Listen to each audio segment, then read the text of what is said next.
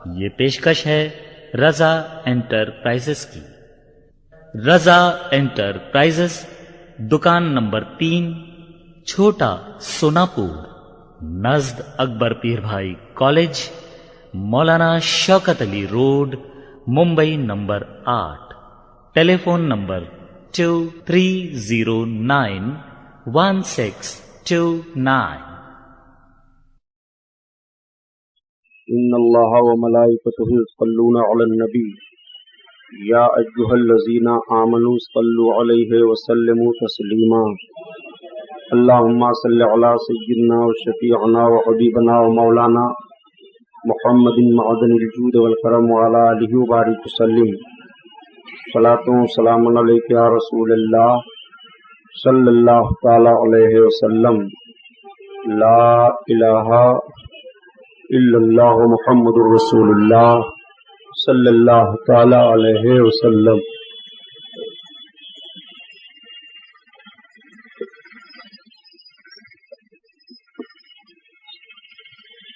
بیٹھ جاؤ، جگہ نہیں ہے، کرسی لے کر کے یہاں بیٹھو،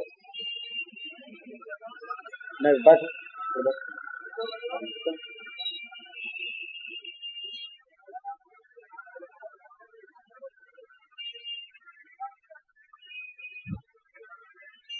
الحمد للہ رب العالمین،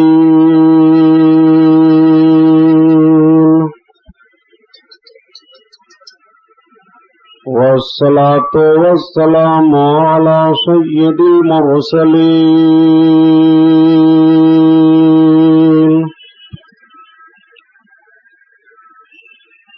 وعلی آلہ الطاہرین،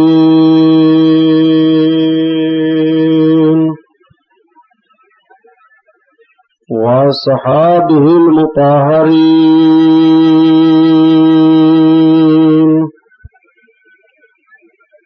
وابنہ الغوث العظم الجیلانی محی الدین،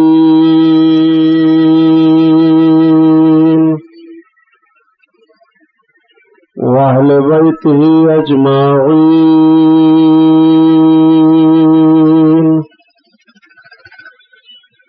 اعوذ باللہ من الشیطان الرجیم، بسم اللہ الرحمن الرحیم۔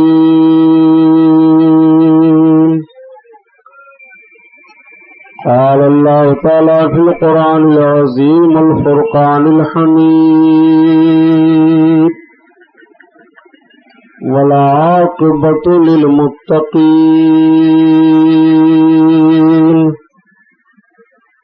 صدق اللہ البصیر القدیر، وصدق رسولہ البشیر النذیر، والحمد للہ رب العالمین۔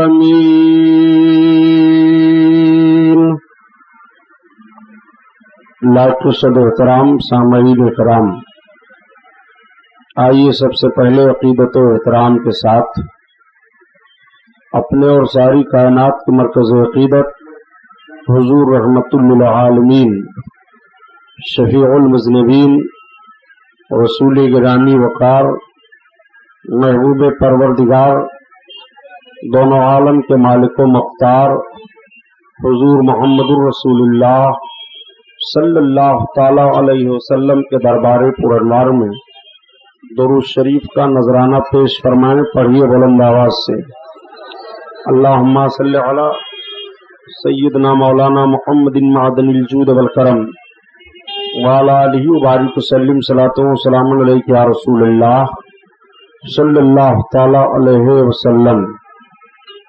عقیدت و احترام کے ساتھ ایک بار اور درود شریف پڑھ لیجیے، اللہم صلی علی سیدنا مولانا محمد معدن الجود والکرم وعلی آلہ وبارک وسلم۔ صلاۃ و سلام علیک یا رسول اللہ صلی اللہ علیہ وسلم۔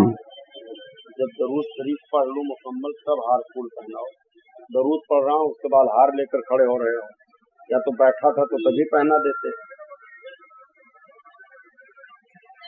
ایک بار اور عقیدت سے پڑھو درود پاک، اللہم صلی علی سیدنا مولانا محمد معدن الجود والکرم وعلی آلہ وبارک وسلم صلاۃ و سلام علیک یا رسول اللہ صلی اللہ تعالی علیہ وسلم۔ بولنا مجھے ہے۔ نعرہ تکبیر، نعرہ رسالت، جشن غزل ورا کانفرنس۔ اور درود شریف سستی سے آپ پڑھ رہے ہو، میں کہہ رہا ہوں درود شریف پڑھیے تو ٹک ٹک دیدم دم نہ کشیدم، جبکہ پہلی تقریر مکمل درود پر ہوئی ہے۔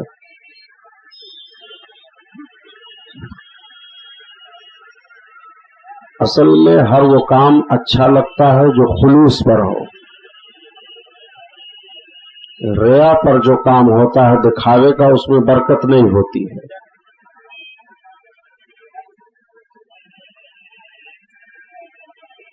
یہ جشن پاک حضور سرکار میرے میراں پیرے پیراں شاہ جیلاں سرکار بڑے پیر غوث اعظم دستگیر رضی اللہ تعالی عنہ کے نام پر ہے۔ آج یہ تیسرا بیان ہے، تیسری محفل ہے۔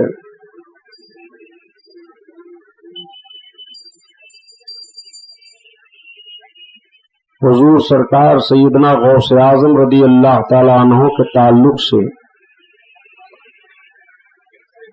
میں نے کل کے بیان میں 10 سال تک عرض کیا تھا اجمالاً، اس لیے کہ تفصیل کے ساتھ بیان کرنے کا آپ کے اس اسٹیج پر ٹائم نہیں ہے۔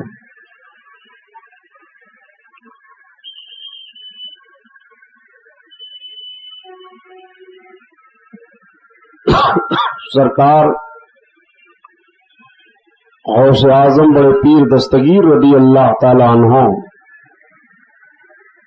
کی مقدس زندگی پاک کے ان گوشوں کو جس کا تعلق 10 سال سے ہے، میں ابھی عرض کروں گا تو انشاءاللہ تعالی آپ کا ایمان تازہ ہوگا۔ یہاں بھی کوئی ہارن لگایا ہے کیا؟ وہ ہارن اس کی آواز تو میرے کان میں نہیں آنی چاہیے۔ یہاں بھی کوئی شاید ہارن لگا ہے،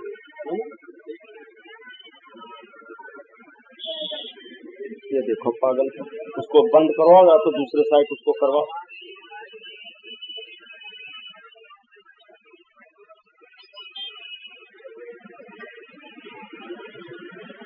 اس کی آواز یہاں لگایا ہے ہارن، تو یہ میرے کان میں آواز پہنچتی ہے۔ اس کا رخ دوسری طرف کر دو، ارے بند کر دو، چاہے جہنم میں پھینک دو۔ درود شریف پڑھو، اللہم صلی علی سیدنا مولانا محمد معدن الجود والکرم وعلی آلہ وبارک وسلم صلاۃ و سلام علیک یا رسول اللہ صلی اللہ تعالی علیہ وسلم۔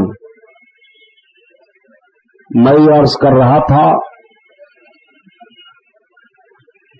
سرکار غوث اعظم بڑے پیر دستگیر رضی اللہ تعالی عنہ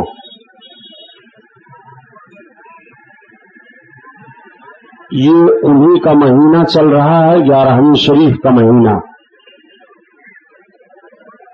دنیا کے گوشہ گوشہ میں جتنے خوش عقیدہ سنی مسلمان ہیں وہ سب سرکار غوث پاک رضی اللہ تعالی عنہ سے واقف ہیں۔ سب جانتے ہیں کہ ہجری 500 صدی کے سرکار بڑے پیر غوث اعظم حضرت امام مہدی رضی اللہ تعالی عنہ کے ظہور تک غوثیت کبریٰ کے درجہ پر فائز ہیں۔ آپ کو غوث اعظم کہا جاتا ہے۔ سرکار غوث اعظم کے تعلق سے سننے سے پہلے اعلی حضرت عظیم البرکت آیت من آیات اللہ معجزۃ من معجزات رسول اللہ امام احمد رضا خان علیہ الرحمت و رضوان کی مقدس منقبت پاک سے سرکار غوث پاک کے بیان کا آغاز ہو۔ ابھی مجھ سے پہلے کہا گیا کہ اعلی حضرت رضی اللہ تعالی عنہ کے تعلق سے بھی آپ کچھ بیان کر دیں کہ مسلک اعلی حضرت کیا ہے۔ اصل میں یہ آپ کے جلسوں کو خراب کرنے کا شوشہ گوشہ چھوڑا جاتا ہے۔ مخالف پارٹیاں جو ہوتی ہیں وہ آپ سے بات چیت کرتے کراتے کہہ دیں گے یہ کیا ہے۔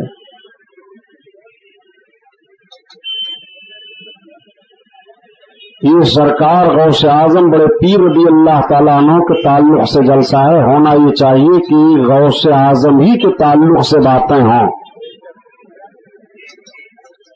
ان کے کارنامے، سرکار غوث پاک کے اعمال، آپ کی عبادتیں، آپ کی پیاری زندگی، آپ نے خلق خدا کو کیسا پیغام دیا، اللہ سے خوف رکھنے کا کیسا طور طریقہ بتایا، یہ ساری باتیں بیان ہو تاکہ مومن کا دل خوف الہی سے لرزے۔ یہ نجدی ذہن و فکر رکھنے والے نادان چائے کے ہوٹل پر بیٹھیں گے تو کہیں گے مسلک اعلی حضرت کیا ہے، یہ اعلی حضرت کون ہے، کس شخصیت کا نام اعلی حضرت ہے۔ حالانکہ ہند پاک میں سینکڑوں کتابیں اعلی حضرت پر چھپ کر کے منظر عام پر آ گئی ہیں کہ اعلی حضرت کون ہے، مسلک اعلی حضرت کیا ہے۔ لیکن دوسرے کی آنکھوں میں تلکا دیکھنے والوں کو چاہیے کہ اپنی آنکھ کی شہتیر دیکھیں، دوسروں کے گھر میں تلاشی لینے والوں کو چاہیے کہ پہلے اپنے گھر کے اندر دیکھیں کہ کتنی شراب کی بوتلیں رکھی ہوئی ہیں۔ اعلی حضرت کون ہیں، ایک سوال ذہن پر آتا ہے، اور کبھی کبھی کچھ لوگ اس سوال کو آپ کے درمیان بھی اٹھا دیتے ہیں کہ اعلی حضرت کون ہے اور مسلک اعلی حضرت کیا ہے۔ تو مختصر وقت میں چند جملے میں عرض کر دیتا ہوں، اگر آپ اپنے قوت حافظہ میں ان چند جملوں کو محفوظ رکھ سکیں گے تو جب یہ سوال آپ کے سامنے لایا جائے گا کہ مسلک اعلی حضرت کیا ہے اور اعلی حضرت کون ہیں، تو آپ بڑے اطمینان کے ساتھ اس کو تسلی بخش جواب دے دیں گے۔ جواب سننے والا اگر اپنی آنکھوں پر تعصب کی عینک نہیں لگائے ہوئے ہے اور اس کے دل میں حسد کی آگ نہیں اٹھ رہی ہے، حسد کا شعلہ نہیں بلند ہو رہا ہے، تو ضرور آپ کی باتوں سے مطمئن ہو کر کے اعلی حضرت کو خراج عقیدت پیش کرے گا۔ اعلی حضرت کون ہے، کس شخصیت کا نام اعلی حضرت ہے؟ تو آئیے سب سے پہلے چند تاریخی باتیں اپنے ذہن میں رکھیں۔ ہم اور آپ جس ہندوستان میں جی رہے ہیں، جس ملک میں ہم اور آپ پیدا ہوئے، یہ ملک 1856 عیسوی میں بہت بڑا ملک تھا۔ افغانستان کی سرحد سے لے کر کے تبت کی وادی تک اتنا بڑا یہ ملک تھا۔ اس کو بر صغیر کہا جاتا ہے۔ اسی ملک سے پاکستان نے جنم لیا، اسی ملک کے پیٹ سے بنگلہ دیش بھی نکلا، اسی ملک سے لنکا نے جنم لیا، اسی ملک سے برما، رنگون، یہ سب پیدا ہوئے۔ ورنہ یہ اتنا بڑا ملک تھا الحمدللہ کہ سونے کا چڑیا کہلاتا تھا۔ 1856 عیسوی میں ہندوستان میں مذہبی حالات کیا تھے اور سیاسی حالات کیا تھے؟ تو سیاسی حالات پر تو مجھے گفتگو کرنی نہیں ہے، ہاں مذہبی حالات 1856 عیسوی میں ہندوستان کے بگڑ گئے تھے، اور اس طور پر بگڑے تھے کہ پورے بر صغیر میں اہل سنت و جماعت کے عقیدوں کو ختم کرنے کے لیے اور مسلمانوں کو بے ایمان بنانے کے لیے 100 سے زیادہ فتنوں نے جنم لے لیا تھا۔ اسلام و سنیت کے نام پر 100 سے زیادہ فتنے پیدا ہو چکے تھے۔ سب سے بھیانک فتنہ ایک یہ پیدا ہوا تھا یہاں کہ معاذ اللہ خدا جھوٹ بول سکتا ہے لیکن بولے گا نہیں، اور یہ دلیل دی جا رہی تھی، یہ ثبوت پیش کر رہے تھے کہ بندہ جھوٹ بول سکتا ہے، اور اللہ اگر جھوٹ نہیں بول سکتا ہے تو بندہ کی طاقت بڑھ جائے گی اور اللہ کی طاقت گھٹ جائے گی، لیکن اللہ جھوٹ بولے گا نہیں۔ معاذ اللہ یہ ذہن و فکر دے کر کے مسلمانوں کے ایمان و عقیدہ پر دن دہاڑے ڈاکہ ڈالا گیا تھا۔ ہم اہل سنت و جماعت کا یہ عقیدہ ہے کہ رب تعالیٰ کے لیے جھوٹ محال ہے، جھوٹ عیب ہے، اور اللہ تعالیٰ ہر عیب سے پاک و صاف ہے، اس کے تحت قدرت جھوٹ ہے ہی نہیں، اس کے لیے محال ہے جھوٹ۔ ہمارا عقیدہ یہ ہے۔ دوسرا فتنہ یہ پیدا ہوا کہ اللہ کے بعد مخلوقات میں سب سے زیادہ علم کس کا ہے؟ لوگوں نے ذہن و فکر دے دیا کہ سب سے زیادہ علم شیطان اور ملک الموت کا ہے۔ سوال پیدا ہوا کیا رسول اللہ صلی اللہ علیہ وسلم کا علم زیادہ نہیں ہے؟ تو یہ کہا گیا کہ رسول اللہ کے علم کی زیادتی کے لیے قرآن سے کوئی ثبوت نہیں ہے، اور شیطان اور ملک الموت کے علم کی زیادتی کے لیے قرآن سے ثبوت ہے معاذ اللہ۔ تو سرکار کے علم کو شیطان اور ملک الموت کے علم سے کم بتایا گیا۔ یہ فتنہ آیا سامنے۔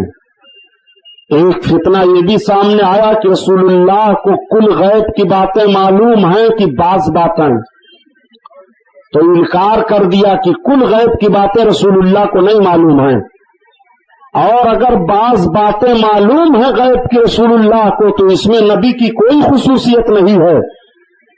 ایسا علم تو جانور کو بھی ہے، پاگل کو بھی ہے، درند کو بھی ہے، چرند و پرند کو بھی ہے، سارے لوگوں کو ہے۔ ایک فتنہ یہ بھی پیدا ہوا، ایک فتنہ یہ پیدا ہوا کہ رسول اللہ تو دیوار کے پیچھے کا علم نہیں رکھتے ہیں، انہیں دیوار کے پیچھے کی خبر نہیں ہے معاذ اللہ۔ ایک فتنہ یہ بھی سامنے آیا کہ رسول اللہ کی تعظیم کیسی کرنی چاہیے، سرکار کی عزت کیسی کرنی چاہیے، تو یہ بتایا کہ بڑے بھائی کی جیسی عزت کی جاتی ہے ایسے سرکار کی عزت کرو، سو اس میں بھی کم کرو۔ معاذ اللہ یہ بھی کتابوں میں لکھ کر کے فتنہ پیدا کیا کہ جس کا نام محمد یا علی ہو اسے کسی چیز کا اختیار نہیں۔ ایک فتنہ یہ بھی سامنے آیا کہ رسول اللہ معمولی انسان ہے معاذ اللہ۔ ایک فتنہ یہ بھی سامنے آیا کہ بھوت پریت ولی نبی جن فرشتے شیطان سب برابر ہیں۔ یہ بھی فتنہ پیدا کیا گیا کہ امتی بسا اوقات عمل میں نبی سے بڑھ سکتا ہے، یہ بھی فتنہ سامنے لایا گیا کہ رسول اللہ صلی اللہ علیہ وسلم کو آخری نبی ماننا عوام کا خیال ہے۔ قرآن کی آیت کا انکار کر دیا گیا۔ رب تعالیٰ نے قرآن میں اپنے محبوب کو آخری نبی بنا کر کے وعدہ فرمایا، ارشاد فرمایا میرے محبوب آخری نبی ہیں، جن کے بعد کوئی نبی نہیں ہے، نبوت کا دروازہ بند۔ آقا کریم صلی اللہ تعالی علیہ وسلم کے آخری نبی ہونے کا انکار کیا گیا، اور آپ کو آخری نبی ماننا عوام کا خیال بتایا گیا۔ ایک فتنہ یہ بھی سامنے آیا کہ دہلی کے جامع مسجد کے منبر پر ایک طرف قرآن کو رکھا، دوسری جانب گیتا کتاب کو رکھا، اور دونوں کتابوں پر ہار و پھول ڈالے گئے، اور یہ ذہن فکر دینے کی کوشش کی گئی کہ معاذ اللہ گیتا کتاب بھی حق ہے. ایک فتنہ یہ بھی سامنے آیا کہ اسی دہلی کے جامع مسجد کے منبر پر ملک کے لیڈر گاندھی کو لے جا کر کے تقریر کروائی گئی اور یہ کہا گیا کہ عدالت کا دروازہ بند نہ ہوا ہوتا تو معاذ اللہ ہم گاندھی کو نبی مان لیتے. اب آپ سے میں پوچھنا چاہتا ہوں، جتنے موٹے موٹے فتنوں کا نام میں نے لیا ہے، اگر کلمہ پڑھتے ہوئے کوئی ان فتنوں میں سے کسی فتنے کو صحیح مان لے کسی بات کو، تو کیا اس کا تعلق اسلام سے رہے گا؟ کیا وہ مسلمان رہ جائے گا؟ آپ اپنی دیانتداری پیش کرتے ہوئے آپ اپنے ذہن و فکر کا فیصلہ فرمائیے کہ جن باتوں کو میں نے بیان کیا کیا یہ ایمان کو لوٹنے کے لیے فتنہ ہے کہ نہیں؟ کیا ایمان کو برباد کرنے والی یہ باتیں ہیں کہ نہیں؟ اللہ تعالیٰ نے کرم فرمایا، بریلی شریف کی سرزمین پر 1856 عیسوی میں ایک پٹھان گھرانے میں ایک بچے کی ولادت بسعادت ہوئی. ایک بچہ پیدا ہوا. وہ بچہ جس گھرانے میں پیدا ہوا وہ معمولی گھرانہ نہیں تھا. اس بچے کے دادا عالم، پردادا عالم، اس بچے کے باپ عالم. اس بچے کے باپ کا نام حضرت علامہ نقی علی خان رحمۃ اللہ علیہ ہے، جو بریلی شریف کے بہت بڑے عالم تھے. آپ کے دادا کا نام حضرت علامہ رضا علی خان رحمۃ اللہ علیہ ہے، جنہوں نے انگریزوں سے تلوار کی جنگ کی تھی اور بریلی شریف کی سرزمین پر 200 انگریز مارے گئے تھے. وہ بچہ جب ہوش سنبھالا اور پڑھنا شروع کیا تو اپنے باپ سے وہ پڑھتے رہے. آج سماج میں، عوام الناس میں یہ بات بھی کہہ دی جاتی ہے کہ بریلی کے مولانا احمد رضا خان اور ان کے دور کے جن عالموں سے ان کا اختلاف ہوا کفریات کی بنیاد پر، وہ سب ایک مدرسہ میں پڑھے تھے. معاذ اللہ یہ سفید جھوٹ ہے. اعلی حضرت عظیم البرکت نے اپنے باپ سے پڑھا 13 برس تک، اور جب 13 برس تک پڑھ کر کے فارغ ہوئے تو آپ کے باپ نے آپ کے ہاتھ میں دے دیا قلم فتویٰ لکھنے کے لیے. فتویٰ کا مطلب کہ اسلام و سنیت کے تعلق سے جتنے سوالات آتے تھے ان سوالوں کا جواب اب آپ لکھ رہے ہیں. آپ کے والد گرامی نے جب آپ کے جوابات کو دیکھا تو قلم چوم لیا، اپنے بیٹے کی پیشانی کا بوسہ لیا، سجدہ شکر میں گر گئے. رب کا شکر ادا کرتے ہوئے اعلی حضرت عظیم البرکت سے فرمایا، مولانا احمد رضا خان، اب آج سے تمام سوالوں کا جواب لکھنا یہ تمہاری ذمہ داری ہے. آج سے تم سارے سوالوں کے جوابات لکھا کرو. سرکار اعلی حضرت نے لکھنا شروع کیا. جس جس قسم کے بھی سوالات آتے تھے آپ لکھتے چلے جاتے تھے. سارے فتنوں، سارے سوالوں کا جواب آپ نے دیا، اور ایسا جواب دیا کہ مخالفین سے کچھ بن نہیں پڑتا تھا. وہ عاجز ہو گئے. اعلی حضرت عظیم البرکت نے ارشاد فرمایا، سنو، یہ رضا کے نیزہ کی مار ہے، یہ عدو کے سینہ میں غار ہے، کسے چارہ جوئی کا وار ہے، یہ وار سے پار ہے، اور کل کے رضا ہے خنجر خوخار برقدار. آدھا سے کہہ دو خیر منائے نہ شر کریں. کلک کا معنی ہوتا ہے قلم کے. آپ نے فرمایا دشمنان دین ہوشیار ہو جاؤ، کل کے رضا ہے خنجر خوخار برقدار. آدھا سے کہہ دو خیر منائے نہ شر کریں. عظمت رسالت پر حملہ کرنے کے لیے بدماشی نہ کرو. احمد رضا خان کا قلم چل رہا ہے، اور عظمت رسالت پر جتنے تمہارے حملے ہوں گے سارے حملوں کا جواب تم قلم سے حملہ کر رہے ہو، تو قلم احمد رضا خان کا جواب دے رہا ہے. اور ایسا جواب دیا کہ سارے فتنوں کے تابوت پر آخری کیل ٹھوک دیا.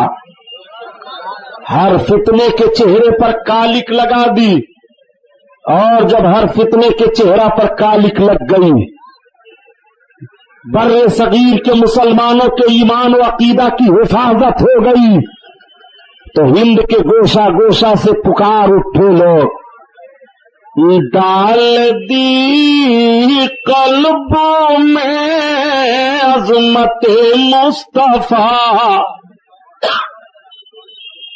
ڈال دی قلبوں میں عظمت مصطفیٰ، اور سیدی اعلی حضرت پہ لاکھوں سلام، لاکھوں سلام۔ اعلی حضرت عظیم البرکت نے اس طرح سے ایمان و عقیدے کی حفاظت کر دی۔ آپ سوچتے ہوں گے کہ سبحانی صاحب آپ یہ اپنے طور پر بیان کر رہے ہیں۔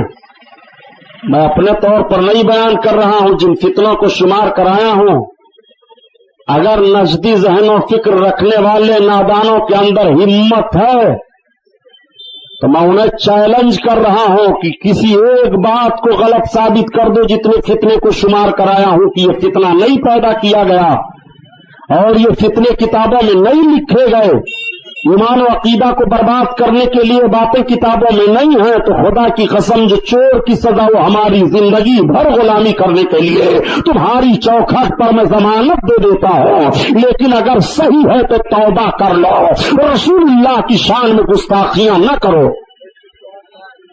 آؤ سنو، یہ چلے ہیں مسلک اعلی حضرت سمجھنے کے لیے۔ آج آپ نے جشن غوث الورا کر لیا تو یہ کہتے ہیں کہ آپ بدعتی ہو گئے، یہ بدعتیوں کی محفل ہے، حرام خور، یہ بدعتیوں کی محفل ہے، اور تو نے دین رحمت کہاں سے نکال لیا ہے؟ مذہب اسلام کا نام دین رحمت رکھنا یہ بدعت نہیں ہے؟ کیا مذہب اسلام کو دین رحمت کسی صحابی نے کہا ہے؟ رسول اللہ نے کہا ہے؟ نادان قرآن میں رب فرماتا ہے ان الدین عند اللہ اسلام، اللہ کے نزدیک دین اسلام ہے۔ تو نے یہ نیا نام دین اسلام کا دین رحمت رکھ کر کے بہت بڑی بدعت کی ہے، سب سے بڑا بدعتی حرام خور تو ہے۔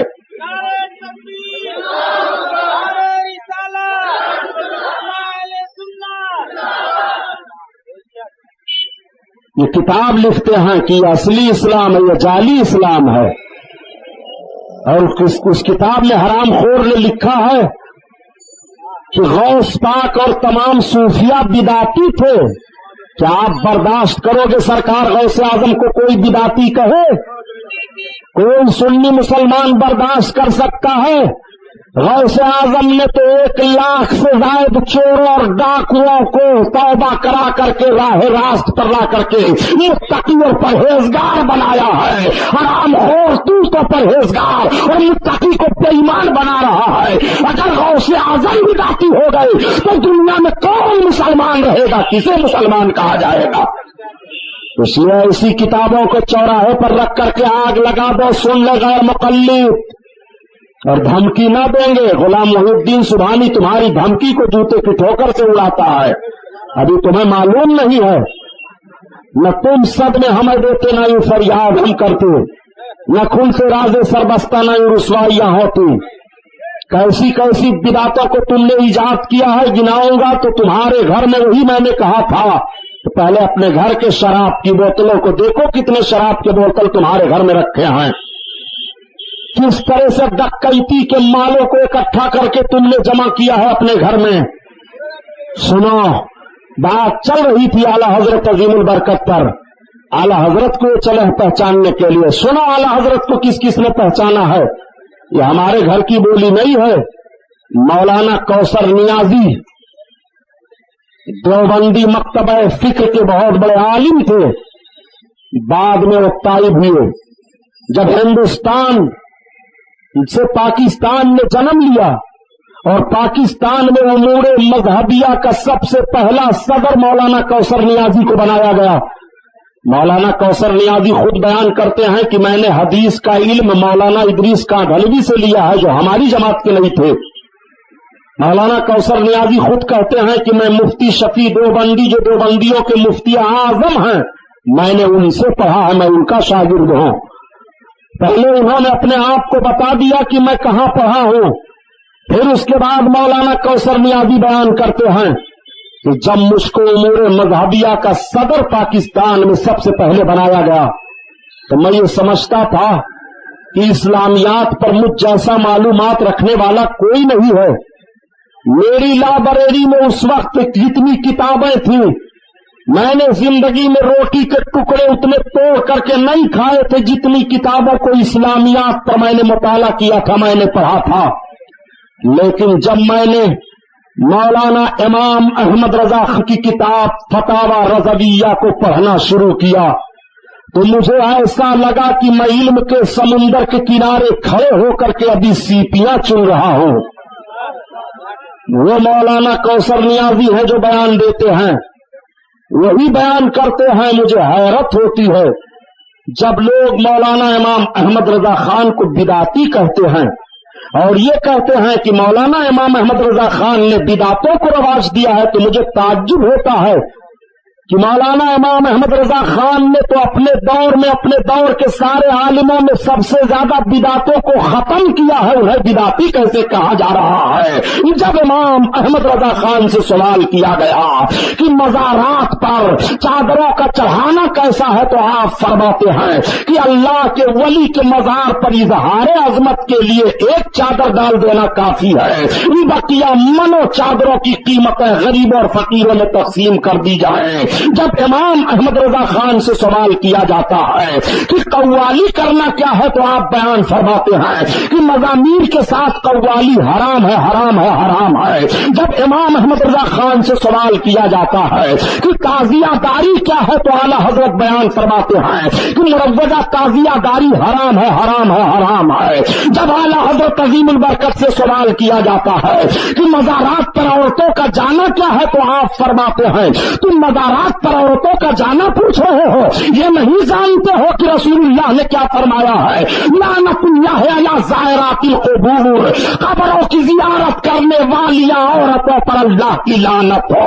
جب امام احمد رضا خان سے پوچھا جاتا ہے کہ چراغا کرنا قبروں کے پاس کیسا ہے تو آپ بیان فرماتے ہیں کہ اگر راستہ ہے لوگ فائدہ اٹھانے والے ہیں تو چراغ جلایا جا سکتا ہے ورنہ مال ضائع کرنے سے کوئی فائدہ نہیں ہے. جب امام احمد رضا خان سے سوال ہوتا ہے کہ قبروں کے پاس اگر بتی سلگانا کیسا ہے تو آپ فرما قبر سے 3 ہاتھ کے فاصلے پر اگر بتی خوشبو کے لیے سلگائی جا سکتی ہے ورنہ مال ضائع کرنے سے کوئی فائدہ نہیں ہے. جب امام احمد رضا خان سے سوال کیا جاتا ہے کہ بعد دفن میت قبروں کے پاس اذان دینا کیا ہے تو آپ فرماتے ہیں باعث برکت ہے، وجہ تسکین ہے، دافع بلا ہے. جب امام احمد رضا خان سے سوال کیا جاتا ہے کہ یہ مجلس مولود کیا ہے تو آپ فرماتے ہیں حضور پر نور صلی اللہ علیہ وسلم کے میلاد مبارک کو روایات صحیحہ کے ساتھ بیان کرنا باعث برکت ہے، مستحب ہے، مستحسن ہے. امام خان کا مسلک یہ ہے.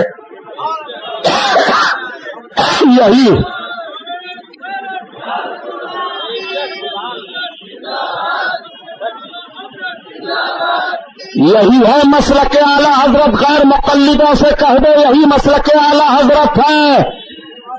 لیکن میں آپ سے پوچھنا چاہتا ہوں، سنیوں نعرہ لگاتے ہو مسلک اعلیٰ حضرت زندہ باد، تو کیا غیر مقلد لوگ تعزیہ رکھتے ہیں؟ ڈھول تاشا یہ غیر مقلد لوگ پیٹتے ہیں؟ اپنی عورتوں کو مزارات پر غیر مقلد لے کر کے جاتے ہیں؟ یہ قوالی غیر مقلد لوگ کرتے ہیں؟ یہ لوگان ابر رتی غیر مقلد سلگاتے ہیں؟ یہ قبروں پر اللہ کے ولیوں کے مزاروں پر منو چادریں چڑھائی جاتی ہیں، ایک گاڑی بھر پھول سے ان کے قبر کو ڈھانک دیا جاتا ہے، یہ غیر مقلد کرتے ہیں. برا مت مانیے گا، میں آپ کی بات بتا رہا ہوں. نعرہ لگاتے ہو مسلک اعلیٰ حضرت، مسلک اعلیٰ حضرت تو یہ ہے، مسلک اعلیٰ حضرت تو یہ ہے کہ اگر فرض تمہارے ذمہ باقی ہے تو کوئی نفل قابل قبول نہیں ہے. اگر فرض چھوڑ رہے ہو تو 1000 مرتبہ کیا رحمی کیا کرو.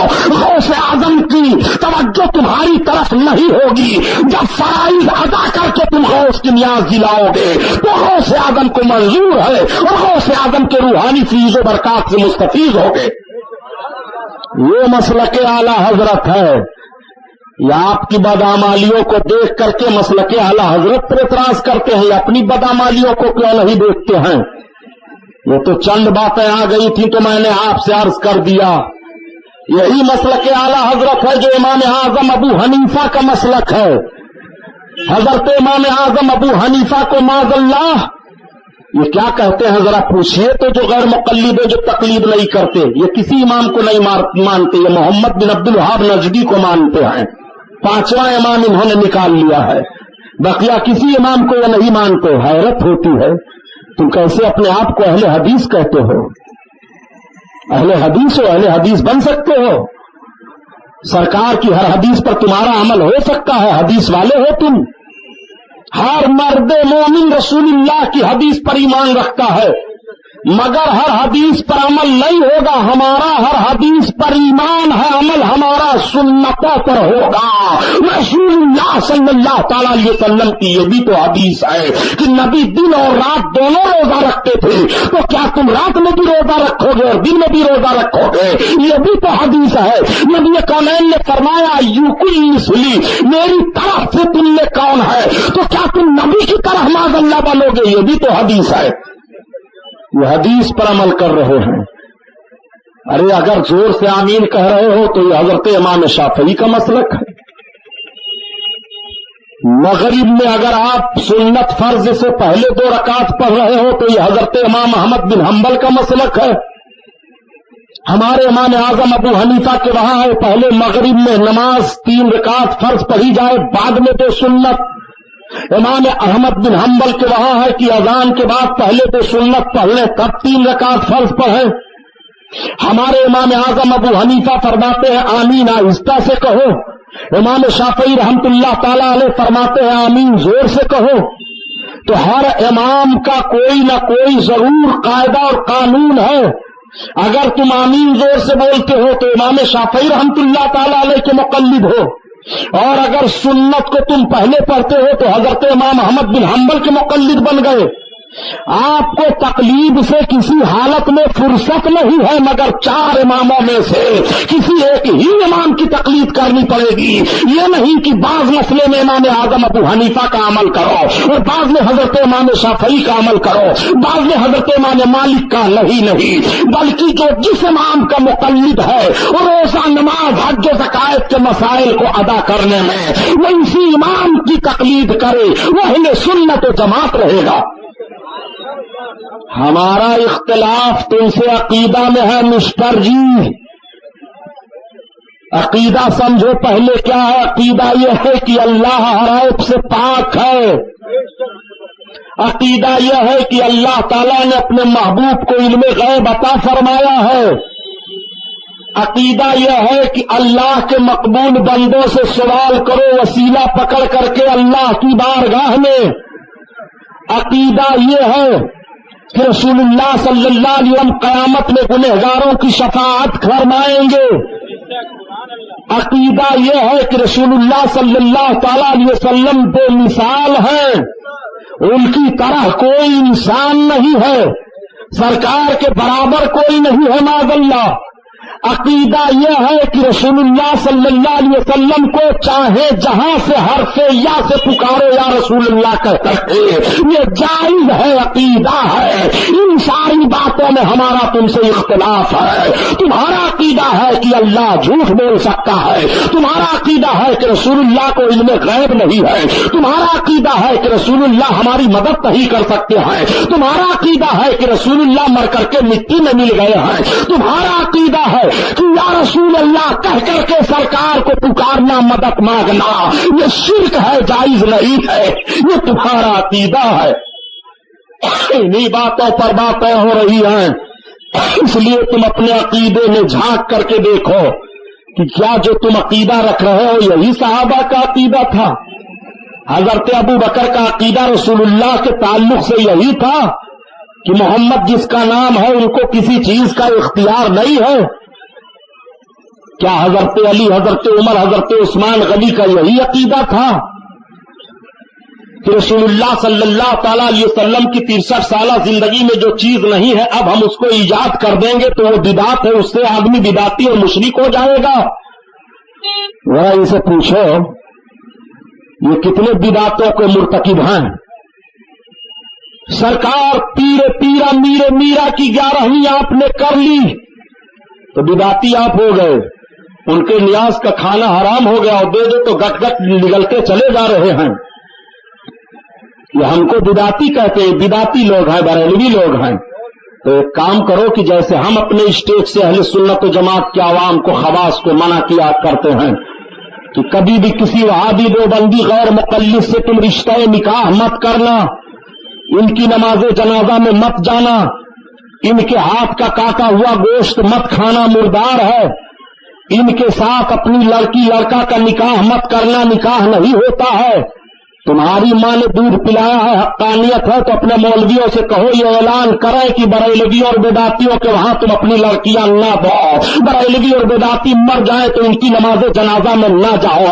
بریلوی اور بدعتی کے وہاں کھانا نہ کھاؤ، انہیں نہ کھلاؤ. خدا کی قسم جیسے ہم اعلان فرمایا کرتے ہیں ایسے تم اعلان کر دو. ہمارا تمہارا جھگڑا اسی دن الگ ہو جائے گا. ہم اپنی قوم سے پھر بے فکر نہیں ہو سکتے ہیں اور اپنی قوم کو ہم یہ اعلان کرتے رہیں گے. یہی ہمارے حقانیت کی دلیل ہے. اعلان کرواؤ اپنے مولویوں سے مسجدوں میں، کیوں نہیں اعلان کرواتے ہو؟ ذرا ان کے مولوی صاحب اعلان کر دیں کہ اگر کسی غیر مقلد نے کسی سنی بریلوی کے وہاں اپنی لڑکی کی شادی کر دی تو نکاح منعقد نہیں ہوگا. فتویٰ یہ پوچھ لیں اپنے مولوی سے، منعقد ہوگا کہ نہیں؟ اگر ان کے مولوی لکھ دیتے ہیں کہ نہیں نکاح منعقد ہو جائے گا، ہم بریلویوں کو کافر نہیں کہتے. حرام خور، جب ہم کافر نہیں ہیں تو ہمیں بدعتی کیسے کہہ رہا ہے؟ نادان، تجھے شرم آنی چاہیے. ہمارے حق ہونے کی یہی دلیل ہے کہ ہم تجھے گمراہ گر کہہ رہے ہیں اور کفریات پر جو لوگ مبتلا ہیں انہیں ہم کافر کہہ رہے ہیں اور ان کے کافر ہونے میں جو شک کرے اسے بھی ہم کافر کہہ رہے ہیں. اور ہمارے حقانیت کی دلیل ہے کہ تو ہمیں مسلمان کہہ رہا ہے. نعرہ تکبیر، نعرہ رسالت. یہ بات آ گئی تھی مسلک اعلی حضرت کیا ہے. مسلک اعلی حضرت چلے ہیں سمجھنے کے لیے. مسلک اعلی حضرت سمجھو کیا ہے؟ وہی ہے جو مسلک امام ابو حنیفہ ہے. اور تمہارے جتنے اعتراضات حضرت امام اعظم ابو حنیفہ پر ہیں سب لغو ہیں، بیکار ہیں، سب یہ غیر مقلدوں کے فریب ہیں. اس لیے ان کے فریب میں مت آئیے گا. مجھے حیرت ہو گئی، سرکار غریب نواز رضی اللہ تعالیٰ عنہ کے روضہ کو کیا لکھا ہے انہوں نے اپنی کتاب میں؟ معلوم ہے آپ لوگوں کو؟ ایک فرضی کتاب گڑھا ہے جس کا نام اصلی اسلام اور جعلی اسلام رکھا ہے. اس میں لکھا ہے کہ معین الدین چشتی اجمیری کا روضہ بت ہے، بت ان کی لوگ پوجا کرتے ہیں. معاذ اللہ.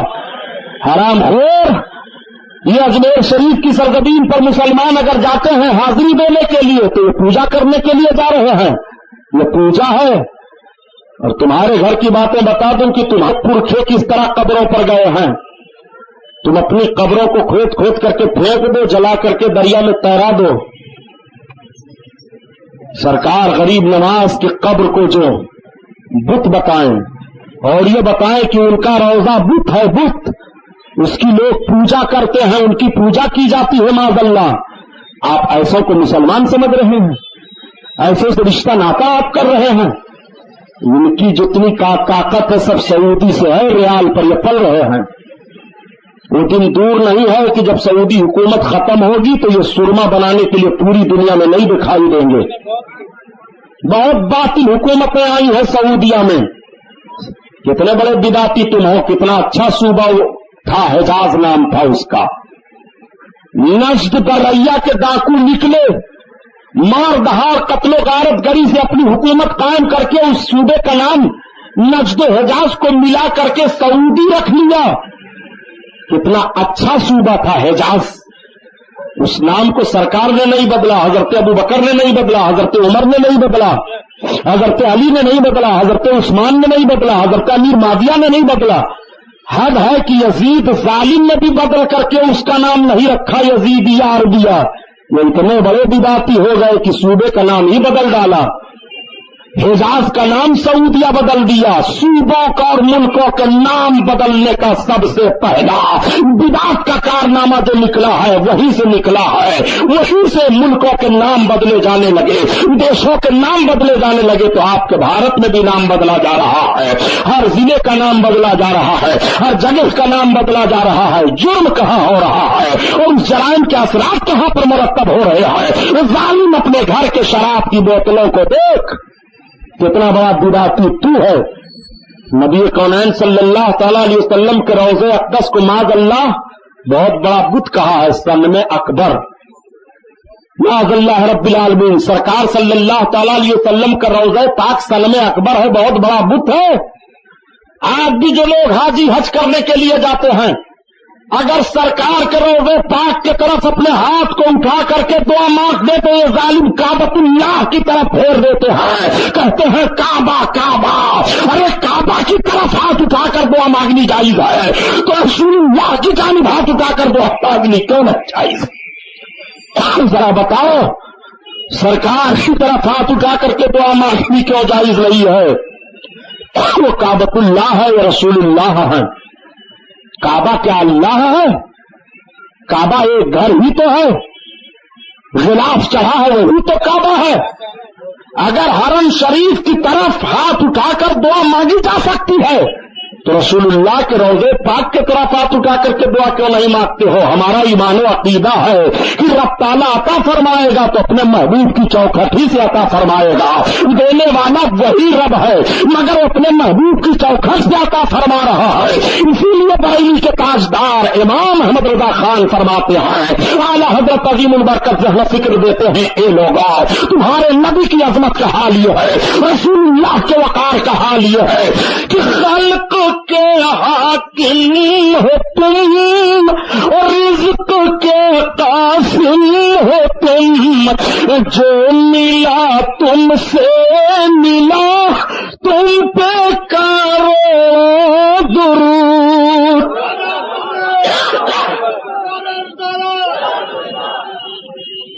बात आ गई तो सुन लो प्यारे, नमाज के वक्तों को कोई बदलना चाहे तो बदल सकता है। नमाज के औकात का तायुन कुरान में है कि नमाज अपने वक्तों पर पढ़ी जाएगी। अगर असर की नमाज आप जोहर में पढ़ो, जोहर की नमाज मगरिब में पढ़ो तो क्या ये जायज है? सारे दुनिया के मुसलमान एक होकर के कहें क्या ऐसा है कि बड़ी गर्मी पड़ती है इसलिए जोहर का टाइम बदल दिया जाए, जोहर की नमाज इशा में पढ़ ली जाए? बदल पाएंगे? और अपने आका का इख्तियार देखो, ये जो कहते फिरते हैं कि रसूलुल्लाह को क्या इख्तियार है, वो तो अल्लाह के मुहताज हैं। नादान तो हम कब कहते हैं कि मेरे सरकार अल्लाह के मुहताज नहीं है, लेकिन जरा जुमला तू कैसा इस्तेमाल कर रहा है देख तो ले। तू कहता है रसूलुल्लाह अल्लाह के बाद है, मैं कब इनकार करता हूं माज़अल्लाह, मगर जुमले पर गौर फरमा ले, तेरा तेवर क्या बता रहा है? ये इसी तरह से कहा जाता है। अगर इस तरह से तू कह दे कि रसूलुल्लाह सल्लल्लाहु तआला अलैहि वसल्लम ही के वसीले से रब अता फरमाएगा तो कितना अच्छा जुमला लग रहा है। रब ताला ही अता फरमाने वाला है मगर महबूब के वसीले से दे रहा है। मेरे आका अपने रब से लेकर के ही दे रहे हैं। इसीलिए बुखारी शरीफ की हदीस से आका फरमाते हैं, अल्लाह वाला कासिम, अल्लाह अता फरमाता है, बांटने वाला मैं हूं, तुम्हें मिलेगा तो मेरे ही दरवाजा से मिलेगा, बकिया कोई दरवाजा नहीं है जहां से तुम्हें मिले। आकाए करीम सल्लल्लाहु अलैहि वसल्लम के ताल्लुक से जुमला कैसा इस्तेमाल करता है? जुमले ही से तो अहकाम बदलते हैं। ये अपनी माँ को आवाज दे कि जरा मेरे बाप की जोड़ू इधर आओ तो माँ चप्पल उठाएगी कि आएगी? तो क्या गलत है? माँ बाप की औरत नहीं है? नहीं, जरा जुमला तो देखिए। माँ चप्पल उठा करके रसीद कर देगी खोपड़ी पर। नादान, तुझे कहने का हक क्या है? तेरा बाप जब मुझे नहीं कहता है मेरी जोड़ू इधर आओ, तू कैसे कहता है मैं तेरे बाप की जोड़ू तो ही हूं। जब तेरा बाप मुझे बुलाता है तो तेरे नाम से बुलाता है, ए फला की वालदा इधर आओ, ए फला की माँ इधर आओ। तेरे बाप ने इतना अदब किया है, नादान तुझे मुझे पुकारने के लिए माँ का लफ्ज है, माँ कहा कर। हकीकत तो तू कह रहा है लेकिन गुस्ताखाना जुमला है। जरा जुमले पर गौर तो फरमाइए, ये किस तरह ढिठाई से कह दिया करते हैं। रसूलुल्लाह को क्या इख्तियार है। नादान तेरा ईमान रह गया, ये जुमला तूने कहा तो ये जुमला तूने कहा, तेरा ईमान सलामत है। जरा गौर कर ले, क्या किसी सहाबी ने ऐसा जुमला कहा है? खुदा की कसम ये स्टेज जिम्मेदार स्टेज है, मैं कहीं लंदन का नहीं हूं।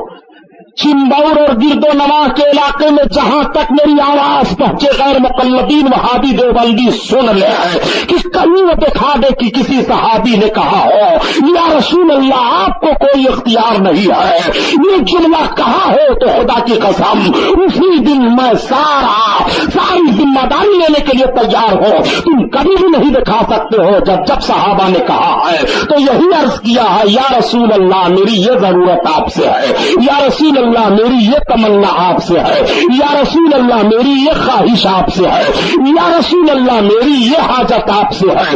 रसूलुल्लाह की बारगाह में वो अपनी हाजतों को पेश फरमाया करते थे तो रसूल को बेइख्तियार समझ कर पेश करते थे, मजबूर समझ कर, इख्तियार वाला समझ करके सरकार की बारगाह में अपनी तमन्नाओं को पेश करते थे। नमाज के वक्त की बात चल रही थी, कोई बदल पाएगा? लेकिन यही जरा गैर मुकल्लिद जब हज करने के लिए जाते हैं तो इनसे पूछो कि 9 ज़िलहिज्जा को जब अरफात के मैदान में जाते हो तो अरफात के मैदान में जो 9 ज़िलहिज्जा को पहुंच जाए दिन गुरूब होने से पहले पहले वो हाजी है। हज का सबसे बड़ा रुकन अरफात के मैदान में जाना है। अरफात के मैदान में जाते हैं सब, जोहर की नमाज पढ़ते हैं, असर की नमाज पढ़ते हैं। 9 ज़िलहिज्जा की तारीख है। जब दिन डूब जाता है तब हुक्म है कि जब दिन गुरूब हो जाए तो अरफात के मैदान से निकल पड़ो।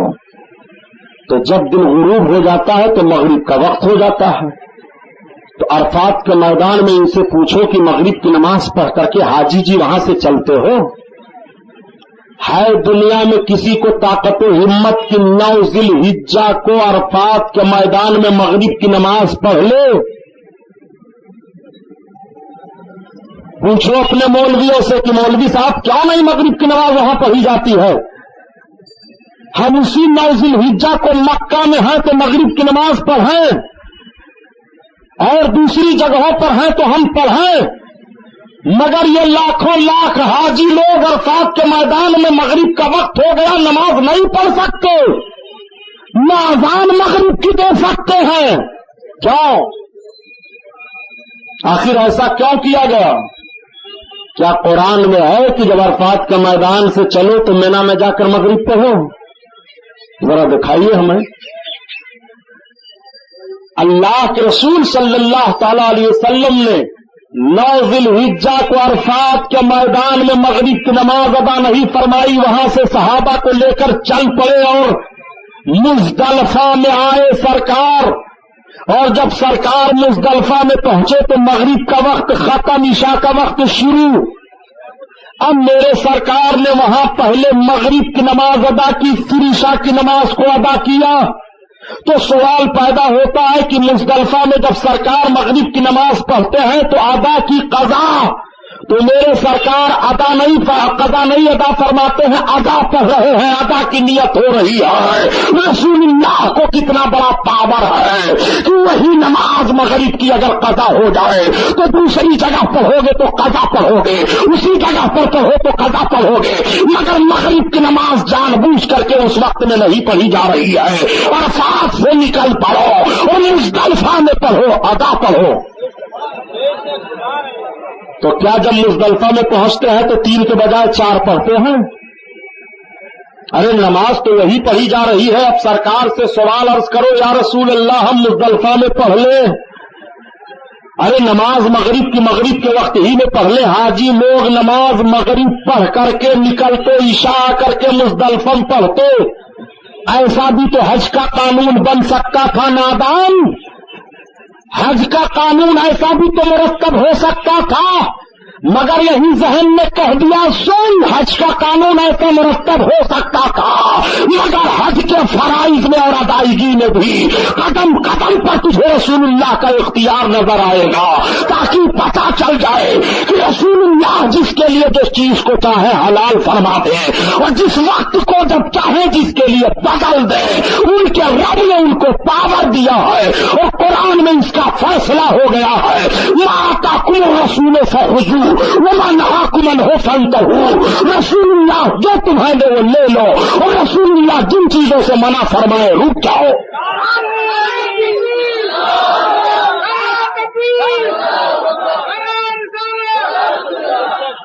یہ اسلام کے دعوے دار بنے ہیں.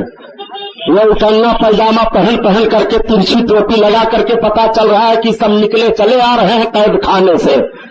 ان کا چہرہ دیکھنے کے بعد دوسری قوم کلمہ پڑھے گی کہ کلمہ پڑھنے والی بھی ہو تو بھاگ جائے گی. نادان دیکھ پیرے پیرا میرے میرا کا مقام و مرتبہ.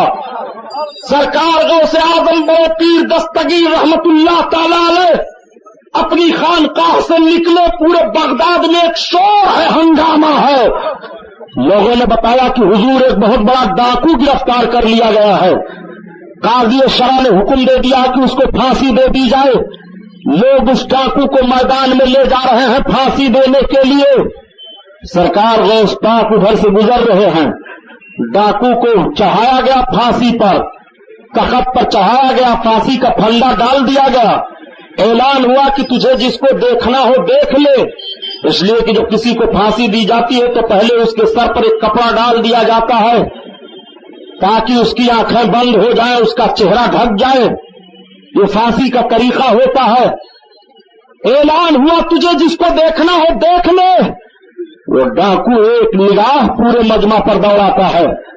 پورے بغداد کے لوگ اکٹھا ہیں. ڈاکو کی آنکھوں میں آنسو آ گئے کہ اگر میں اتنا بڑا مجرم نہ ہوتا تو پھانسی کے تخت پر چڑھا کر کے مجھے پھانسی کیوں دی جاتی.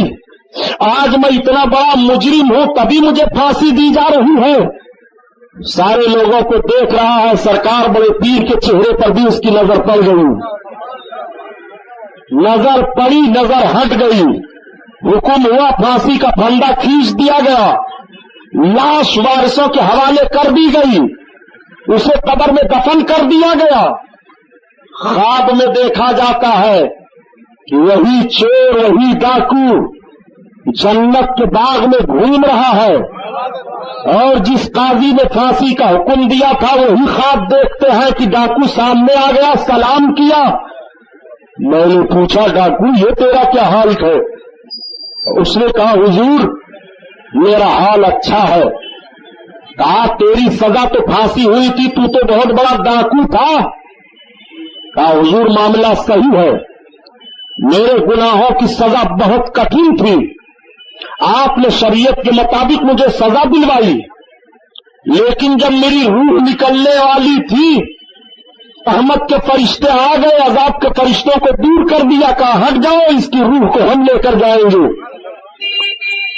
عذاب والے فرشتوں نے کہا یہ ڈاکو ہے, بہت بڑا چور ہے, نہ جانے کتنی عورتوں کو بیوہ کیا ہے, بچوں کو یتیم کیا ہے, لوگوں کے مال کو لوٹا ہے. رحمت کے فرشتوں نے کہا نہیں, رب کا حکم ہے, ہم لے کر کے جائیں گے. تب تک فرشتے عرض کرتے ہیں پروردگار یہ تیرا کیسا بندہ ہے. غیب سے آواز آتی ہے میرے عذاب کے فرشتوں ہٹ جاؤ, رحمت کے فرشتوں کو لے جانے دو. میں نے اپنے اس بندہ کو بخش دیا ہے اس لیے کہ اس کی نگاہ میرے محبوب بندے عبد القادر کے چہرے پر پڑ گئی ہے. تو میری رحمت کو یہ گوارا نہیں ہے کہ عبد القادر کا چہرہ جو آنکھ دیکھ لے اسے جہنم میں جلایا جائے. میں نے اپنے محبوب بندے عبد القادر کے چہرے کے صدقے میں بخش دیا.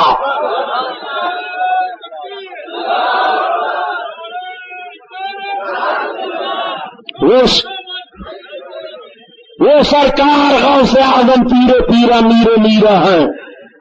یا سو امید کے ساتھ جس کے چہرے پر نگاہ مرتے دم پڑ جائے تو اللہ رحم فرما دیتا ہے. وہ غوث پاک بدعتی تھے، ان کا چہرہ کوئی دیکھ لے مرتے مرتے، اچھے اعمال ہو تو برے اعمال ہو جائیں گے. غوث اعظم بدعتی تھے، حرام خور. تیری زبان نہیں سڑ گئی اس طرح کہتے ہوئے، تیرا قلم نہیں ٹوٹا. یہ کوڑ ہے عقیدے کا جو بزرگوں کی شان میں گستاخیاں کر رہے ہو. خواجہ غریب نواز کا روضہ بت ہے، ان کی پوجا ہوتی ہے. تاریخ اٹھا کر پڑھ خواجہ معین الدین چشتی اجمیری کی 50,000 سے زائد راجپوتاؤں کو کلمہ پڑھا کر اسلام میں داخل فرمایا ہے، اور بھارت کی سرزمین پر سب سے زیادہ غیر مسلموں کو کلمہ پڑھا کر جس بزرگ نے مسلمان کیا ہے وہ خواجہ غریب نواز کی شخصیت ہے. 50,000 سے زائد صرف راجپوتاؤں کو کلمہ پڑھایا. وہ غریب نواز بت ہے معاذ اللہ، ان کا روضہ بت ہے، اس کی پوجا کی جاتی ہے. وہ سرکار غریب نواز جب اجمیر شریف سے دلی آئے تو 35,000 غیر مسلموں کو کلمہ پڑھا دیا، اور جب دلی سے اجمیر جا رہے ہیں تو 35,000 کو کلمہ پڑھا دیا. 70,000 غیر مسلم کلمہ پڑھ لیتے ہیں. وہ سرکار غریب نواز جن کا چہرہ دیکھ کر کے غیر مسلموں نے کلمہ پڑھا، اسلام قبول فرما لیا، وہ غریب نواز کا روضہ بت ہے معاذ اللہ. کیا اتنا بھی حق نہیں ہے کہ اللہ کے ولی کے مزار پر ایک چادر ڈال کر کے خراج عقیدت کے طور پر ان کی بارگاہ میں حاضری دی جائے؟ یہ بدعتیوں کا کام ہے معاذ اللہ. نادان، اگر قبروں پر جانا بدعتیوں کا کام ہے تو نے تو رسول اللہ پر بھی اعتراض کر دیا.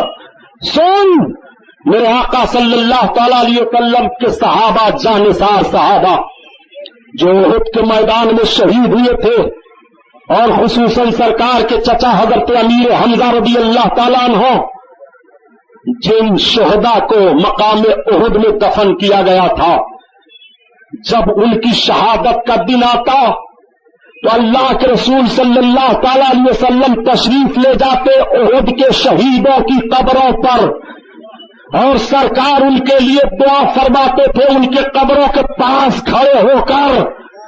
تو رسول اللہ اپنے امتی کے قبر پر تشریف لے جائیں، اس کے لیے دعا فرمائیں قبر پر کھڑے ہو کر. نادان، اگر امتی کی قبر پر چلا جائے، امتی ولی اللہ کی قبر پر چلا جائے تو مشرک کیسے ہو جائے گا، بدعتی کیسے ہو جائے گا؟ پتا چلا کہ شہیدوں کی قبروں پر جانا رسول اللہ کی سنت ہے. اس تاریخ کو کیوں نہیں بیان کرتے ہو؟ کیا یہ حدیث نہیں ہے؟ اہل حدیث ہیں. کڑوا کڑوا تھو، میٹھا میٹھا گپ. ہم لوگ جتنا سب کچھ کر رہے ہیں حدیث کے خلاف کر رہے ہیں، یہ جتنا کر رہے ہیں سب حدیث کے موافق کر رہے ہیں. یہ حدیث ہے کہ رسول اللہ کو کوئی اختیار نہیں ہے. یہ حدیث ہے کہ رسول اللہ کو آپ نے یا رسول اللہ کہہ کر پکار دیا تو آپ مشرک ہو جاؤ گے. یہ حدیث ہے کہ جب رسول اللہ صلی اللہ علیہ وسلم کا نام اذان میں یا ویسے سنو اور محبت میں آپ نے اپنے انگوٹھوں کو ہونٹوں پر لگا کر کے اور اپنی آنکھوں پر لگا لیا، بدعتی ہو گئے. بہت بڑی بدعت ہے. یہ حدیث ضعیف ہے. یہ سب انگوٹھا چموا لوگ ہیں، یہ سب قبر پجوا لوگ ہیں، یہ سب بدعتی لوگ ہیں. آج بھارت کی سرزمین پر 85% سنی مسلمان ہیں. 10.5 کروڑ خالی خالی بیرلوی سنی کٹر پنتھی جو تم کہتے ہو وہ مسلمان ہیں، اماموں کے ماننے والے ہیں. ذرا ان نادانوں سے پوچھو، یہ کسی امام کو نہیں مانتے. چاروں اماموں میں سے کسی کو نہیں مانتے. ہندوستان میں اسلام کب آیا ان سے پوچھو تو وہ تاریخ بھی نہیں بتا پائیں گے. ہندوستان میں اسلام دو طریقے سے، میری اس پر کیسٹ بھی ہے کہ ہندوستان میں مسلمانوں کے 4 دور. صوفیاء کرام مذہب اسلام کو ہندوستان میں سب سے زیادہ پھیلائے. اسلامی فوجیں بھی اسلام ہندوستان میں آئیں جن کے ذریعہ بھی اسلام پھیلا. مثلا اسلامی دستہ محمد بن قاسم کا آیا، اور فوج کی شکل میں سب سے پہلے حضرت عمر فاروق اعظم کے دور میں اسلام ہندوستان میں آیا تھا، اور خاص کر آپ کے بمبئی میں حضرت عمر فاروق اعظم کے دور ہی میں کچھ صحابہ کشتی کے ذریعہ سے اسی بمبئی تھانہ کھاڑی میں آئے تھے، مچھیروں سے جنگ ہوئی تھی، کامیاب ہو گئے تھے۔ ابے اسلام کے ماننے والے اقلیت میں ہیں، اتنی دور کی جنگ کرنے تم چلے گئے تھے۔ اگر تم سب کے سب یہیں شہید ہو جاتے تو افرادی طور پر اسلام کا نقصان ہوتا۔ سب سے پہلے اسلام حضرت عمر فاروق اعظم کے دور میں بشکل فوج ہندوستان میں اسی بمبئی تھانہ کی سرزمین پر آیا تھا۔ محمد بن قاسم کے ذریعہ سے سندھ کی طرف آیا۔ مذہب اسلام جتنے لوگ پھیلائے ہندوستان میں، تو مجاہدین اور اسلامی سپہ سالاروں کی تاریخ تو اپنی جگہ پر رکھیے، بزرگان دین کو دیکھیے۔ سرکار خواجہ غریب نواز امام کے ماننے والے تھے کہ نہیں؟ حضرت خواجہ غریب نواز امام کے مقلد ہیں۔ حضرت داتا علی ہجویری رحمت اللہ علیہ امام کے مقلد ہیں۔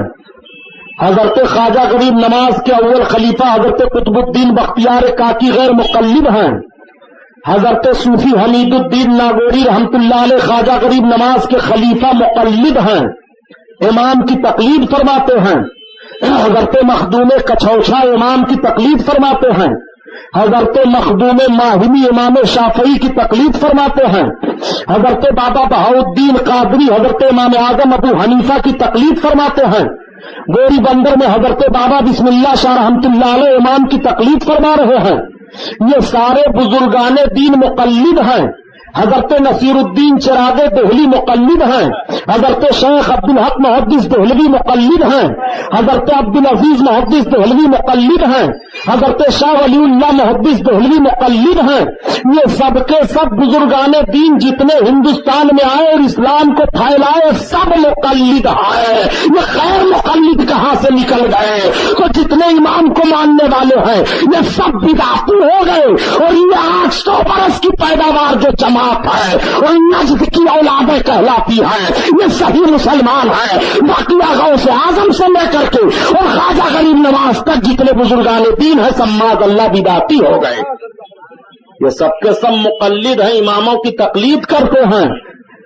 اور سلاطین اسلام میں دیکھو، اورنگزیب عالمگیر رحمت اللہ علیہ مقلد ہیں، شاہ جہاں شہاب الدین مقلد ہیں، علاء الدین خلجی مقلد ہیں، ظہیر الدین بابر مقلد ہیں، سلطان شیرشاہ سوری مقلد ہیں۔ مغلوں کی 335 برس حکومت ہندوستان میں ہوئی، جتنے شہنشاہ آئے اکبر گمراہ کے علاوہ بقیہ سارے کے سارے لوگ مقلد ہیں۔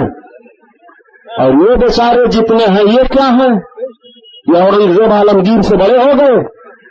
آج مخالف کیمپ کے لوگ بھی اورنگزیب عالمگیر کو کہتے ہیں وہ کٹر پنتھی سنی پکا مسلمان تھا، اور یہ غیر مقلد ہو گئے، کہ بڑے فخر سے کہتے ہیں ہم وہابی ہیں۔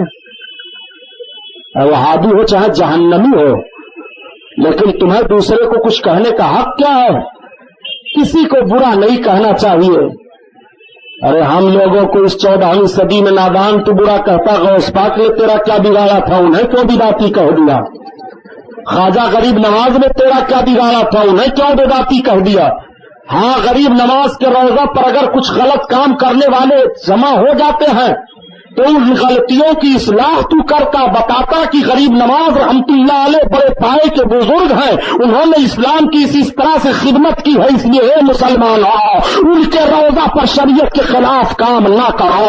تجھے تو ذہن و فکر یہ دینا چاہیے، نادان تو نے غریب نواز کے روضہ کو بت کیوں کہہ دیا؟ جن لوگوں نے غریب نواز کا روضہ بنایا تھا وہ ہندوستان میں مسلمان سلاطین جو تھے وہ سب بدعتی تھے، تو وہ لوگ تو بدعتی تھے، ہندوستان پر راج کر گئے، اور یہ مسلمان ہیں ہندوستان میں بھیک مانگ رہے ہیں، غیروں کے دروازے پر کاسا لیے چاٹ رہے ہیں، ان کے دروازے پر چلے جا رہے ہیں۔ تمہیں شرم نہیں آتی ہے؟ سرکار غوث اعظم پیر پیرا میر میرا بڑے پیر دستگیر رضی اللہ تعالیٰ عنہ کی مقدس عمر پاک 10 برس کی ہے۔ سرکار غوث پاک اپنے اماں کی خدمت کر رہے ہیں، باپ کا وصال ہو گیا، آپ کی عمر شریف بڑھتی چلی گئی اور جب 18 برس کی عمر بڑے پیر غوث پاک کی ہو گئی تو 9 ذی الحجہ کی تاریخ تھی.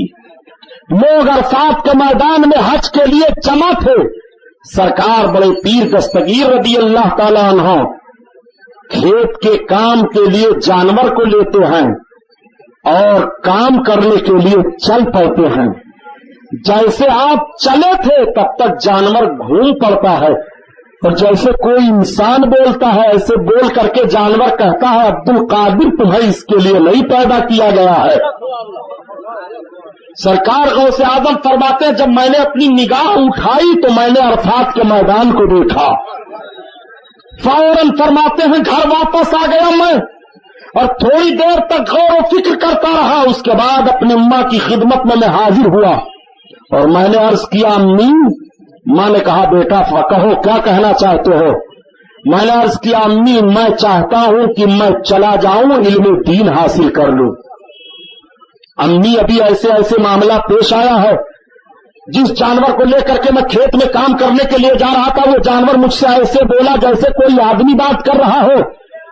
اور امی میں نے یہاں سے جب نگاہ اٹھائی تو میں نے عرفات کے میدان میں حاجیوں کو دیکھا. میں نے کعبۃ اللہ کی زیارت کی ہے. سرکار غوث اعظم پیدائشی ولی ہیں. اپنے گھر سے اپنے کھیت سے عرفات کا میدان ملاحظہ فرما رہے ہیں. جانور ان سے بات کر رہا ہے مگر اس کے باوجود بھی حضرت غوث اعظم عرض کرتے ہیں اے ماں مجھے علم دین حاصل کرنے کے لیے اجازت دے دو. پکائیے چلا کہ آپ کے بغیر علم دین کے ولایت کا ڈھڈورا پیٹ رہے ہیں اور یہ کہتے ہیں کہ شریعت الگ چیز ہے طریقت الگ چیز ہے. وہ جاہل ہے. ان کو ولایت کی اور تصوف کی ہوا بھی نہیں لگی ہے. بغیر علم کے ولی کیسے ہو پاؤ گے؟ ذرا دیکھو سرکار غوث اعظم پیر پیرا میرے میرا اپنے ماں سے علم دین حاصل کرنے کے لیے اجازت مانگتے ہیں. ماں نے اجازت دے دیا بیٹا میری طرف سے اجازت ہے علم دین حاصل کرنے کے لیے جاؤ. مگر جاؤ گے کہاں؟ تو اس وقت بغداد اور نیشاپور یہ 2 جگہیں تھی جو علم دین کا مرکز سمجھا جاتا تھا. سرکار غوث پاک نے عرض کیا امی میری طبیعت چاہتی ہے کہ میں بغداد جاؤں پڑھنے کے لیے. آپ کے وطن معلوف سے بغداد اس وقت کی پیمائش سے 400 کلومیٹر سے بھی زائد کی دوری پر ہے. سرکار غوث اعظم پیر پیرا میرے میرا کی ماں نے اجازت دے دیا بیٹا عبد القادر میری طرف سے اجازت ہے. اب سرکار غوث پاک نے پتہ لگایا کہ بغداد کی طرف کون قافلہ جا رہا ہے تجارت کرنے کے لیے. کچھ لوگ جا رہے ہیں تو میں انہی کے ساتھ میں ہو کر کے چلا جاؤں. آج کل کی طرح سفر کرنے کا معاملہ تو نہیں تھا کہ گھنٹوں کا سفر چند منٹوں میں کر لیا جائے. مہینوں کا سفر گھنٹوں میں کر لیا جائے. اس دور میں لوگ گھوڑوں پر اونٹوں پر خچروں پر سوار ہو کر کے قافلہ بنا کر کے دور دراز کا سفر کیا کرتے تھے. چنانچہ پتا چلا کہ ایک تجارتی قافلہ فلاں روز بغداد کی طرف جانے والا ہے. سرکار غوث پاک بھی تیاری فرمانے لگے.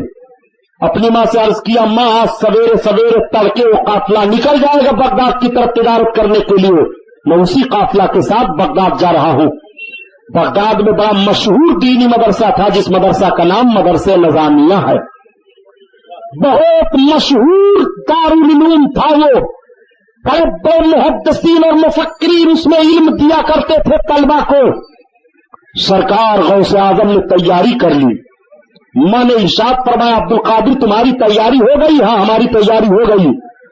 ماں اٹھی اور دینار نکالا 80 دینار لا کر کے ارشاد فرماتی بیٹا عبد القادر یہ 40 دینار تمہارے ہیں اور یہ 40 دینار تمہارے بھائی احمد کے لیے ہیں. تمہارے باپ کے ترکہ سے مجھ کو 80 دینار ملے تھے میں نے رکھ لیا تھا. آج میں تم دونوں بھائیوں میں تقسیم کر دیتی ہوں. ماں نے اپنے بیٹوں میں ترکہ کس طرح سے تقسیم فرمایا. ذرا غوث پاک کی ماں کو دیکھو. عبد القادر جا رہے ہو میرا بڑھاپا ہے پتا نہیں اب میری ملاقات ہو نہ ہو تم پڑھنے کے لیے جا رہے ہو. باپ کے ترکے سے 80 دینار ملے ہیں تو 40 تم لے لو 40 تمہارے بھائی کے لیے ہیں. کیا ہمارے اور آپ کے اندر بھی یہ مزاج ہے کہ اگر اولادیں ہیں تو اولادوں کے اندر اپنا ترکہ صحیح تقسیم کرو؟ اگر صحیح ترکہ تقسیم کر دیا جائے تو ترکہ کے لیے باپ اور بیٹے میں اختلاف نہیں ہوگا، ماں اور بیٹے میں اختلاف نہیں ہوگا۔ چاہیے کہ مسلمانوں کو غوث اعظم کی ماں سے عبرت حاصل کرائیں کہ اپنے بچوں کے درمیان اپنے شوہر کے ترکہ کو کس طرح سے تقسیم فرما دیا۔ سرکار غوث اعظم کی ماں فرماتی ہیں، بیٹا عبد القادر، ان 40 دیناروں کو تم رکھ لو، میں تمہاری ایبا میں سل دیتی ہوں۔ ماں نے سل دیا، پہن لو اسے۔ ماں کے قدم کو چوما، ماں نے اپنے عبد القادر کی پیشانی کا بوسہ لیا، فی امان اللہ کہا۔ آج بڑا یہ جملہ کہا جاتا ہے، خدا حافظ، خدا حافظ، فیشن کے طور پر۔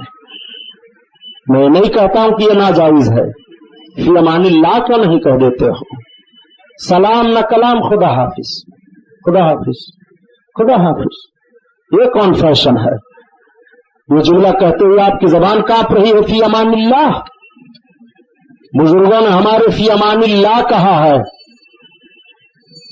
اللہ کے حفظ و امان میں رہو۔ میں یہ نہیں کہتا ہوں کہ معاذ اللہ خدا حافظ کہنا ناجائز ہے، مگر ذرا اپنے بزرگوں کے بھی جملے کو دہرایا کرو۔ ایسا سلام ماریں گے، یہ کون سا سلام ہے؟ فوجی سلام؟ کتنا اچھا سلام ہے، السلام علیکم، اور اتنے زور سے سلام کیا جائے کہ جس کو کر رہے ہو وہ سنیں، اور جواب بھی دینے والا اتنے زور سے دے کہ جس نے سلام کیا ہے وہ سنے۔ بیچارے غریب لوگ اگر مالداروں کو کہتے ہیں السلام علیکم تو مالدار ان کی زبان کانپ رہی ہے کہ غریب ہے، سلام کر رہا، جواب دے دوں گا تو چھوٹا بن جاؤں گا۔ سلام میں امیر غریب نہیں ہے، سلام کا طریقہ ہے۔ اگر چند لوگ بیٹھے ہیں، کوئی باہر سے آ رہا ہے تو آنے والا بیٹھوں پر سلام کرے، جو آ رہا ہے وہ سلام کرے، اور جتنے لوگ بیٹھے ہیں کسی ایک نے بھی جواب دے دیا تو سب کی طرف سے جواب ہو گیا۔ لیکن اب یہ طریقہ نہیں ہے، آنے والا بہت بڑا مالدار ہے، وہ آ رہا ہے، بیٹھے والے غریب ہے تو یہ سلام کرے، ان کا منہ نہیں کھلتا کہ میں سلام کروں۔ آنے والا چاہے بڑا ہو چاہے چھوٹا ہو، عمر میں بڑا ہو چھوٹا ہو، بیٹھے والے لوگوں پر سلام کرے۔ یہ شریعت کا حکم ہے، جو آئے پہلے وہ سلام کرے بیٹھے ہوئے لوگوں پر۔ ان بیٹھے ہوئے لوگوں میں کوئی جا رہا ہے، سب بیٹھے ہیں تو جانے والا سلام کر کے جائے، یہ شریعت کا طریقہ ہے۔ سلام کرنا سنت ہے اور جواب دینا واجب ہے، اس کو بھی ذہن میں رکھیے۔ ماں نے اپنے بچے کو، یعنی سرکار غوث پاک کی ماں نے حضرت غوث اعظم کی پیشانی کو چوما۔ آپ نے اپنے ماں کے قدم کا بوسہ لیا، پتا چلا کہ ماں کا قدم چوما جائے۔ ماں اپنے بچوں کی پیشانیوں کا بوسہ لے، اور ماں اور باپ تو چومتے ہی رہتے ہیں، چومنے پر بھی بڑا جھگڑا ہی پاگل کرتے رہتے ہیں۔ ہو آپ نے کسی بزرگ کے مزار پر حاضری دے دی اور چوکھٹ کو اگر ایسے آپ نے بوسہ لے لی، بدعتی ہے، بہت بڑا بریلوی ہے، لیکن آپ کا بھی تو طریقہ غلط ہے نا۔ کتنے بڑے جاہل جپاٹ ہوتے ہیں، یہ مزار شریف پر پہنچیں گے تو ایسے گر پڑیں گے جیسے سجدہ میں جاتے ہیں۔ کبھی بھی مسجد میں نماز کے لیے نہیں گئے اور بابا کے مزار پر جائیں گے تو دونوں ہاتھ رکھ کر کے اور پڑے ہیں بالکل دھک دھک شرابی کی طرح۔ لا حول ولا قوت الا باللہ۔ قبر کے سامنے جھکنا منع ہے، پہلے سن لو، مسلک اعلی حضرت یہی ہے۔ اعلی حضرت عظیم البرکت کے خلیفہ اور شاگرد عظیم حضور صدر الشریعہ رحمت اللہ علیہ، جنہوں نے بہار شریعت فقہ میں اردو کی کتاب لکھی ہے، آپ سے سوال کیا گیا کہ قبر کا بوسہ لینا کیا ہے، تو آپ فرماتے ہیں قبر کا بوسہ ممنوع ہے۔ قبر کے سامنے جھکنا کیا ہے، آپ فرماتے ہیں قبر کے سامنے جھکنا منع ہے۔ یہ مسلک اعلی حضرت ہے۔ قبر کے سامنے جاؤ تو وہ بزرگ اگر زندہ ہوتے تو ان سے جتنی دور پر آپ رہ سکتے تھے، اب وہ اپنی قبر کے اندر ہے تو اتنی دور پر رہ کر کے ان کو سلام کرو، فاتحہ پڑھو، ان کے وسیلے سے دعا مانگو۔ اور جب چلنے لگو عقیدت احترام کا جوش بڑھے تو صرف چوکھٹ پر ہاتھ رکھ کر کے بوسہ لے سکتے ہو، قبر کے سامنے جھکنا اور قبر کو چومنا یہ منع ہے، منع ہے، یہ مسلک اعلی حضرت ہے۔ ان پاگلوں سے کہہ دو کہ مسلک اعلی حضرت پہلے دیکھو تو کیا ہے، لیکن صاحب آپ کا حال دیکھ کر کے یہ بس سارا بھی الزام اعلی حضرت پر لگا دیتے ہیں۔ مزار پر آپ گئے، مورچھل لے کر کے، وہ کیا مور کہتے ہیں، کیا مور کی پونچھ لے کر کے اور اس کو گٹھا کی طرح باندھے ہیں، اور جب آپ جائیں گے فاتحہ پڑھنے کے لیے تو اسی مجاور سے کہیں گے ذرا مار دیجئے تو وہ ٹھوکتا ہے پیٹھ پر گد گد گد گد۔ یہ مسلک اعلی حضرت ہے معاذ اللہ، اسی مورچھل میں آپ کے لیے سب برکت ہے۔ ارے یہ جاہل جپاک مجاور پیسہ بٹورنے کے لیے سارا خرافات کر رہے ہیں اور سنیوں کو بدنام کر رہے ہیں، اعلی حضرت کو بدنام کر رہے ہیں۔ خدا کی قسم ہندوستان کی سرزمین پر جب یہ خانقاہیں علماء اور مفتیان کرام کے ہاتھوں میں تھی تو آج بھی اسی دلی کی سرزمین پر جا کر کے دیکھ لو کہ حضرت بختیار کاکی کے مزار کے پاس کوئی عورت نہیں جا سکتی ہے، حضرت نظام الدین محبوب الہی کے مزار کے اندر کوئی عورت نہیں جا سکتی ہے، حضرت بابا بہاؤالدین قادری اسے بمبئی میں ہے، ان کے مزار کو کوئی عورت نہیں چھو سکتی ہے۔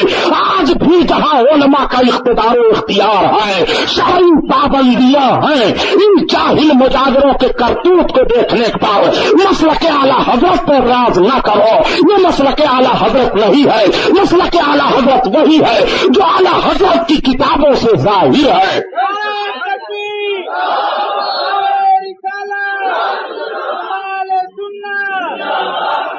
ایک جگہ میں نے اس طرح تقریر کی تو جاہل لوگ تھے تو کہا سبحانی صاحب تو معاذ اللہ وہابیوں والی تقریر کر رہے ہیں۔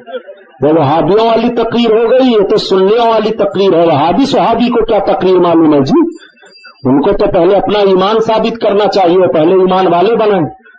سنو، یہ تمہیں بدنام کرتے ہیں، جیسے جاہلوں کا کہنا ہے کہ بولنے والے کا چنا نہیں بچتا، نہ بولنے والے کا کوئی لڈو نہیں پوچھتا، یہ چلاتے رہتے ہیں۔ یہ بریلوی لوگ ہیں، کہے بریلوی لوگ ہیں، تمہارا اختیار نہیں ہے مزارات پر، تم کیوں نہیں جاتے ہو، منع کرتے ہو، کیوں نہیں روکتے ہو؟ میلہ لگانے کے لیے سب سے زیادہ یہ بھی بھاگے چلے جائیں گے۔ کہاں جا رہے ہو؟ عبداللہ ہماری بیوی کو جنات پکڑے تھا کہ چھوچا شریف جا رہا ہوں۔ تو جب بیوی کو جنات پکڑ لے تو ساری غیر مقلدیت ٹوٹ جاتی ہے۔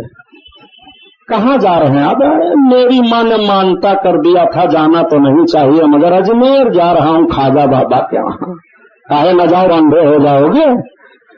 ڈرتے بھی ہے بیچارے، یہ اجتماع بنا کر کے جاؤ سرکار خواجہ غریب نواز کے وہاں، اور جا کر کے کہہ دو مجاوروں سے کہ ہٹو، نکلو سب یہاں سے، یہ سب کیا خرافات کر رہے ہو، یہ بت ہے ان کا روزہ، کاٹ کر کے پھینک دیں گے وہیں مجاور، پتہ نہیں چلے گا ایک ایک غیر مقلد کا۔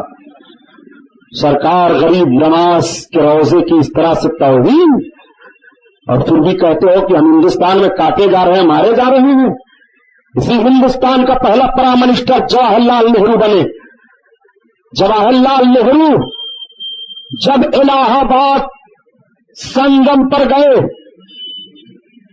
اور سنگم پر نہانے کے لیے جب وہ بڑھے تو وہاں کے پجاریوں نے کہا پرائم منسٹر صاحب ٹھہریے، یہاں نہانے دھونے اور کریا کرم کا یہ طریقہ ہے، اس طریقے سے آپ کیجئے، اس طریقے سے کشتی پر بیٹھیے۔ تو جواہر لال نہرو نے کہا ہوش، چل ادھر۔ کسی اجاری پجاری اور کسی پنڈت کی ہمت نہیں ہوئی کچھ بولنے کی، لیکن یہی پرائم منسٹر جواہر لال نہرو آج بھی اجمیر کی فائل اٹھا کر کے جا کر کے دیکھو، آج بھی مجاوروں کے پاس وہ تحریر، وہ ٹائم ٹیبل، وہ ساری باتیں موجود ہیں۔ پرائم منسٹر پہلا ہندوستان کا جب جواہر لال نہرو اجمیر شریف حاضر ہوئے اور جب روضہ پاک پر حاضری دینے کے لیے جانے لگے تو مجاوروں نے روک دیا، کہا ٹھہرو، وہ میرے سرکار سلطان الہند کا دربار ہے، یہ راجا کا دربار ہے، راجا کے دربار میں رعایا کو جانے کا ایک طریقہ ہوتا ہے۔ پنڈت جی ٹھہر گئے، کہا کون سا طریقہ ہے؟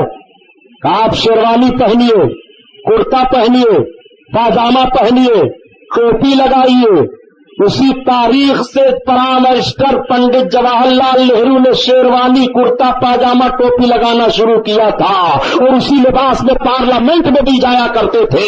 یہ خواجہ غریب نواز اجمیر والے آقا کے روضہ پر جب حاضری دیا, کہا اس کے بعد کیا ہے, کہا یہ پھولوں کی ڈلیا لے لو اور اپنے سر پر رکھ لو, جاؤ غریب نواز سلطان الہند کے بارگاہ میں, جاؤ نذرانہ پیش کراؤ اور مانگو جو تمہیں مانگنا ہو. تو پنڈت جی کرتا پہنتے ہیں, پاجامہ پہنتے ہیں اور شیروانی پہنتے ہیں, ٹوپی لگاتے ہیں, اپنے سر پر ڈلیاں رکھتے ہیں پھولوں کی, اور غریب نواز کی بارگاہ میں پہنچ کر قبر انور پر پھولوں کو ڈال دیا مجاور نے اور کہا اب اپنے خواجہ سے مانگو جو مانگنا ہو. تو پنڈت جواہر لال نہرو نے کہا ہے سلطان الہند, مجھے معلوم ہے ہندوستان آپ کا ہے, مگر چند دن کے لیے جواہر لال بھیک مانگتا ہے, مجھے بھی دے دیجیے بھارت کا اقتدار. غریب نواز نے بھارت کا اقتدار دیا ہے. تو پنڈت جی بھی پرائم منسٹر رہے, ان کی لڑکی بھی پرائم منسٹر رہی, ان کا نواسا بھی پرائم منسٹر رہا, یہ تین پشت پرائم منسٹر بنتے رہے اور یہ ابھی تک پتہ ہی لگا رہے ہیں کہ غریب نواز کا روزہ ہے کہ بت ہے معاذ اللہ. یہ پتہ لگا رہے ہیں مسٹر جوگی لال. غیر مقلد لوگ سن لو, نہ تم صدمے ہمیں دیتے, نہ یہ فریاد ہم کرتے, نہ کھلتے رازے سربستہ, نہ یہ رسوائیاں ہوتی. دھمکی دیتے ہیں کہ سبحانی صاحب کی ہمت ہے تو بولے ہمت تو ہے. تم موت سے دھمکی دیتے ہو, تم موت سے ڈرتے ہو, موت سے نہیں ڈرتے ہیں. بھیا بغیر وقت کے موت نہیں ہے, اور جب موت آئے گی تو کوئی روک نہیں سکتا ہے. دین رحمت کانفرنس کر کے مسلمانوں کو گمراہ کرتے ہیں. یہ دین رحمت کانفرنس کریں تو یہ بدعتی نہیں ہے, اور آپ نے اگر جشن غوث الورا کانفرنس کر لیا تو بدعتی ہو گئے. یہ جشن 100 سالہ مناویں اپنے مدرسے کا تو بدعتی نہیں ہے. آپ نے میلاد پاک کی محفل منا لیا تو بدعتی ہو گئے. یہ جواہر لال نہرو کی تعریف میں گیت گاویں اور غوث اعظم کی شان میں آپ نے منقبت پڑھ دیا تو آپ بدعتی ہو گئے. ہندوستان کی سرزمین پر آزادی کے جھنڈے کے نیچے آنے کے لیے جہاں تمام مسلمانوں نے دعوت دی تھی, وہی ہندوستان کے ایک لیڈر گاندھی نے بھی دعوت دی تھی. گاندھی کا نام سر فہرست کا ہے. آج بھی پوربندر کی سرزمین پر جس مکان میں گاندھی کی پیدائشی ہے وہ مکان اسی طرح سے حکومت نے رکھا ہے. لوگ جا کر کے دیکھتے ہیں اور کہتے ہیں کہ بھارت کی سرزمین پر انگریزوں سے آزادی دلانے والے باپو کا یہ وہ مکان ہے جس مکان میں باپو پیدا ہوئے ہیں. حکومت نے محفوظ کر دیا ہے کہ آزادی دلانے والے باپو کا یہ مکان ہے. نادان جس رسول اللہ نے جہنم سے آزادی دلائی ہے, جس غوث اعظم نے راہ راست دکھا دیا ہے, جس غوث اعظم نے تقویٰ کا پیغام دیا ہے, جس غوث اعظم نے طہارت کا پیغام دیا ہے, گناہوں سے بچنے کی دعوت دی ہے, اگر غوث اعظم کی نشانیاں محفوظ کی جائیں اور ان کے نام کا جلسہ منایا جائے تو بدعتی کیسے ہو گئے؟ کڑوا کڑوا تھو میٹھا میٹھا گپ. بزرگوں کے سایہ تلے تو جی رہے ہو. جب ہندوستان میں بزرگوں کے روزے نہ رہیں گے تب تمہارا حال کیا ہوگا پتہ لگا لو. جب تک یہ نہیں تھے ہندوستان میں تم نہیں تھے, جب یہ آئے ہیں تب ہندوستان میں امن پائے ہو. آج بھی انہی کے روحانی فیض و کرم سے کامیاب ہو, آج بھی انہی کے زیر سایہ جی رہے ہو, آج بھی ان کی کرامتیں دنیا والوں کو چیلنج کر رہی ہیں. جس گجرات کو تباہ و برباد کر دیا گیا اسی گجرات میں احمد آباد میں ایک بزرگ ہیں, حضرت احمد آباد میں حضرت شاہ عالم رحمت اللہ تعالی علیہ, رات کی تاریکی میں جا رہے تھے, پاؤں میں ٹھوکر لگ گئی. آپ نے فرمایا کہ یہ کنکر ہے کہ پتھر ہے, لوہا ہے کہ لکڑ ہے, سونا ہے کہ چاندی ہے, نہ جانے کیا ہے. آپ نے جتنا جملہ فرمایا جو چیز ٹھوکر میں لگے تھی جب سویرے لوگ دیکھ رہے ہیں تو اس میں لوہا بھی موجود ہے, چاندی بھی موجود ہے, سونا بھی موجود ہے, لکڑ بھی موجود ہے, اور جو آپ نے فرمایا سب موجود ہے. اور آپ نے ایک جملہ فرمایا نہ جانے کیا ہے, اس کو دیکھنے کے بعد لوگوں کو کہہ دینا پڑتا ہے یہ نہ جانے کیا ہے. آج بھی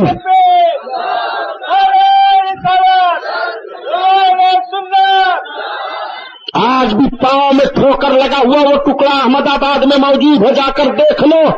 سارے تحقیق کرنے والوں نے, سائنسدانوں نے تحقیق کر ڈالی. یہ ترقی کا دور چل رہا ہے، نہ جانے کس کس طرح سے نئی چیزوں کو ایجاد میں لے آئے، سب کچھ نکال لیا، لیکن ساری تحقیق فیل ہے۔ اللہ کے ولی کی زبان پر کہہ دیا نہ جانے کیا ہے، تو نہ جانے کیا ہے۔ سورج کی شعاعوں کو کیش کرنے والی طاقتیں فیل ہو جاتی ہیں، چاند کی چاندنی میں اپنی طاقت کا مظاہرہ کرنے والی طاقتیں فیل ہو جاتی ہیں، زمین کی وسعت میں اپنی آواز کو پھیلا دینے والی طاقتیں فیل ہو جاتی ہیں، زمین کے ذرات کو دیکھ دیکھ کر کے زمین کے حقائق کو بیان کرنے والی طاقتیں فیل ہو جاتی ہیں۔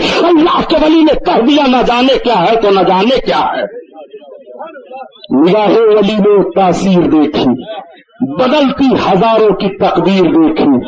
وہ سرکار غوث اعظم پیر امیر میرا بڑے پیر دستگیر رضی اللہ تعالیٰ عنہ ہیں۔ سرکار غوث اعظم اب اپنی ماں سے اجازت لے کر کے پڑھنے کے لیے چلے قافلہ والوں کے ساتھ۔ بڑے پیر جا رہے ہیں، قافلہ والے بہت خوش ہیں کہ آج عبد القادر اشراف خاندان کے ہیں، یہ ہم لوگوں کے ساتھ چل رہے ہیں پڑھنے کے لیے، ان کی برکتیں بڑی مشہور ہیں، بڑی عزت کرتے ہیں قافلہ والے۔ تجارتی لوگ جب ٹھہرتے ہیں تو سب سے پہلے کھانا آپ کو پیش کرتے ہیں، سب سے پہلے آپ کو کہتے ہیں راستے میں سب سے پہلے قدم آگے آپ رکھیں تاکہ ہمیں برکت ملے۔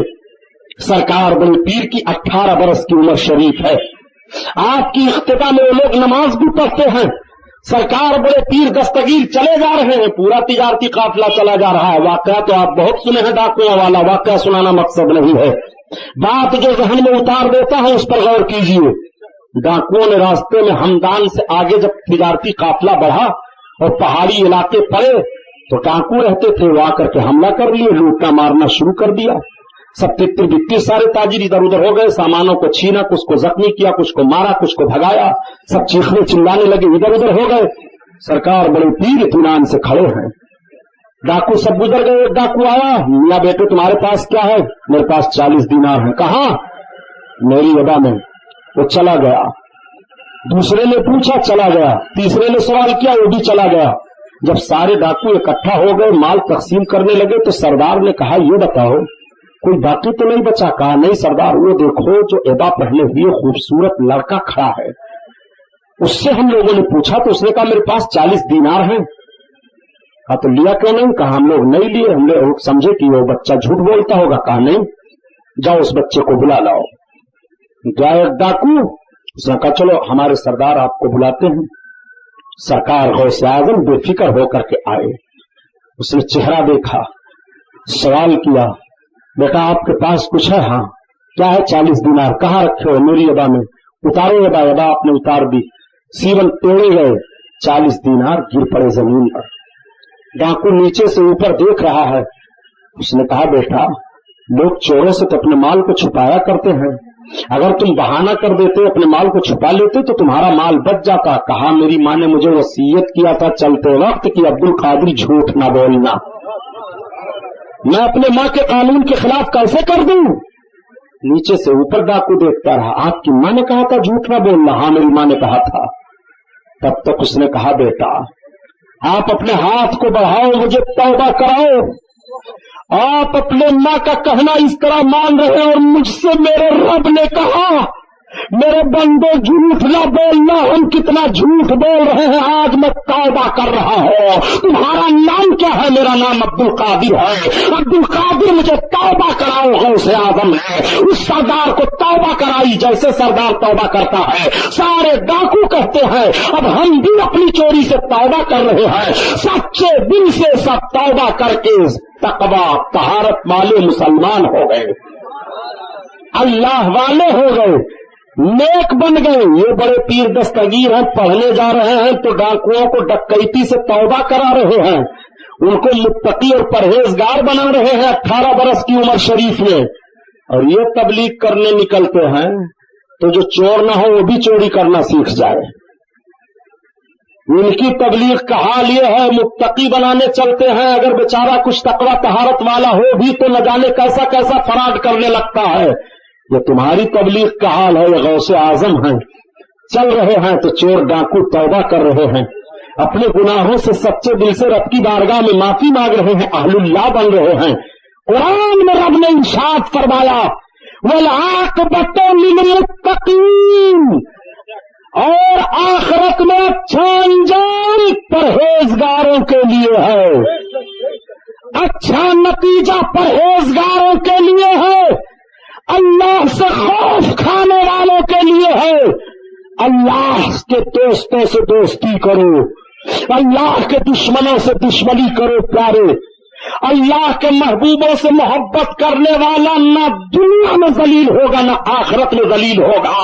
اسی لیے شیخ سعدی رحمت اللہ علیہ ارشاد فرماتے ہیں کہ شنیدم کی در روز امید و بیم بگارا بنے کا ببخشد کریم، قیامت کے دن اللہ تعالیٰ اپنے نیکوں کے صدقہ میں بروں کی بخشش فرما دے گا، برے بخش دیے جائیں گے، والعاقبۃ للمتقین، آخرت میں اچھا انجام پرہیزگاروں کے لیے ہے۔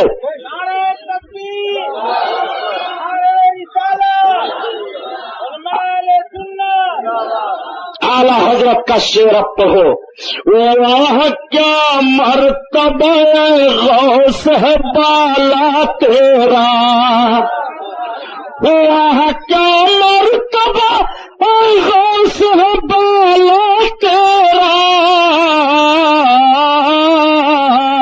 اونچے چوک سرا سے قدم آلا تیرا، قدم آلا تیرا، کیا دبے جس پہ حمایت کہو پنجا تیرا، اور شیر کو خطرے میں لاتا نہیں کتا تیرا، کتا تیرا، سر بھلا کیا کوئی جانے کی ہے کیسا تیرا، سر بھلا کیا کوئی جانے کی ہے کیسا تیرا،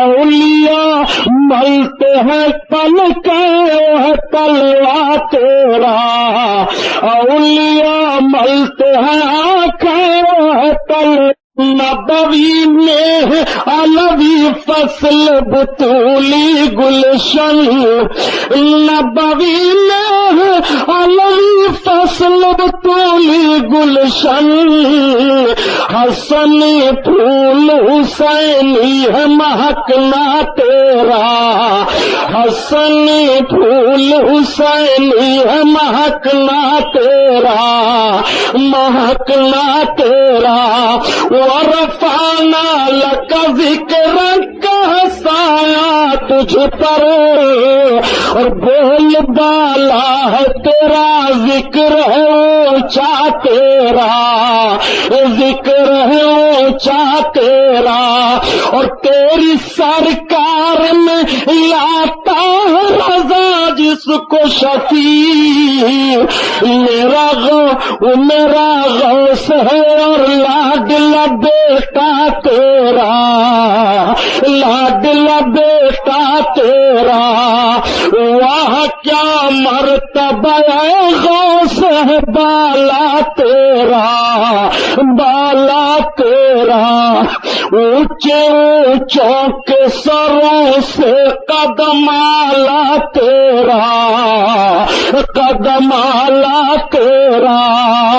یہ جتنے اشعار میں پڑھا ہوں انشاءاللہ انہی اشعار پر کل آخری تقریر ہوگی، اور کل آخری تقریر دیر تک چلے گی چاہے مائک بند کر دینا پڑے، لاؤڈ اسپیکر کی پابندی رہے گی، لاؤڈ اسپیکر بند کر دیا جائے گا، تقریر انشاءاللہ دیر تک ہوگی تاکہ آپ بھرپور فائدہ اٹھا لو۔ جتنے اشعار کو میں آج پڑھا ہوں انشاءاللہ انہی اشعار پر غوث اعظم بڑے پیر دستگیر کی 18 سالہ زندگی آگے بیان کروں گا، اور آپ کے وصال شریف تک اجمالاً میں عرض کر دوں گا۔ یہ محفل نور زندہ باد، پائندہ باد، وما علینا الا البلاغ۔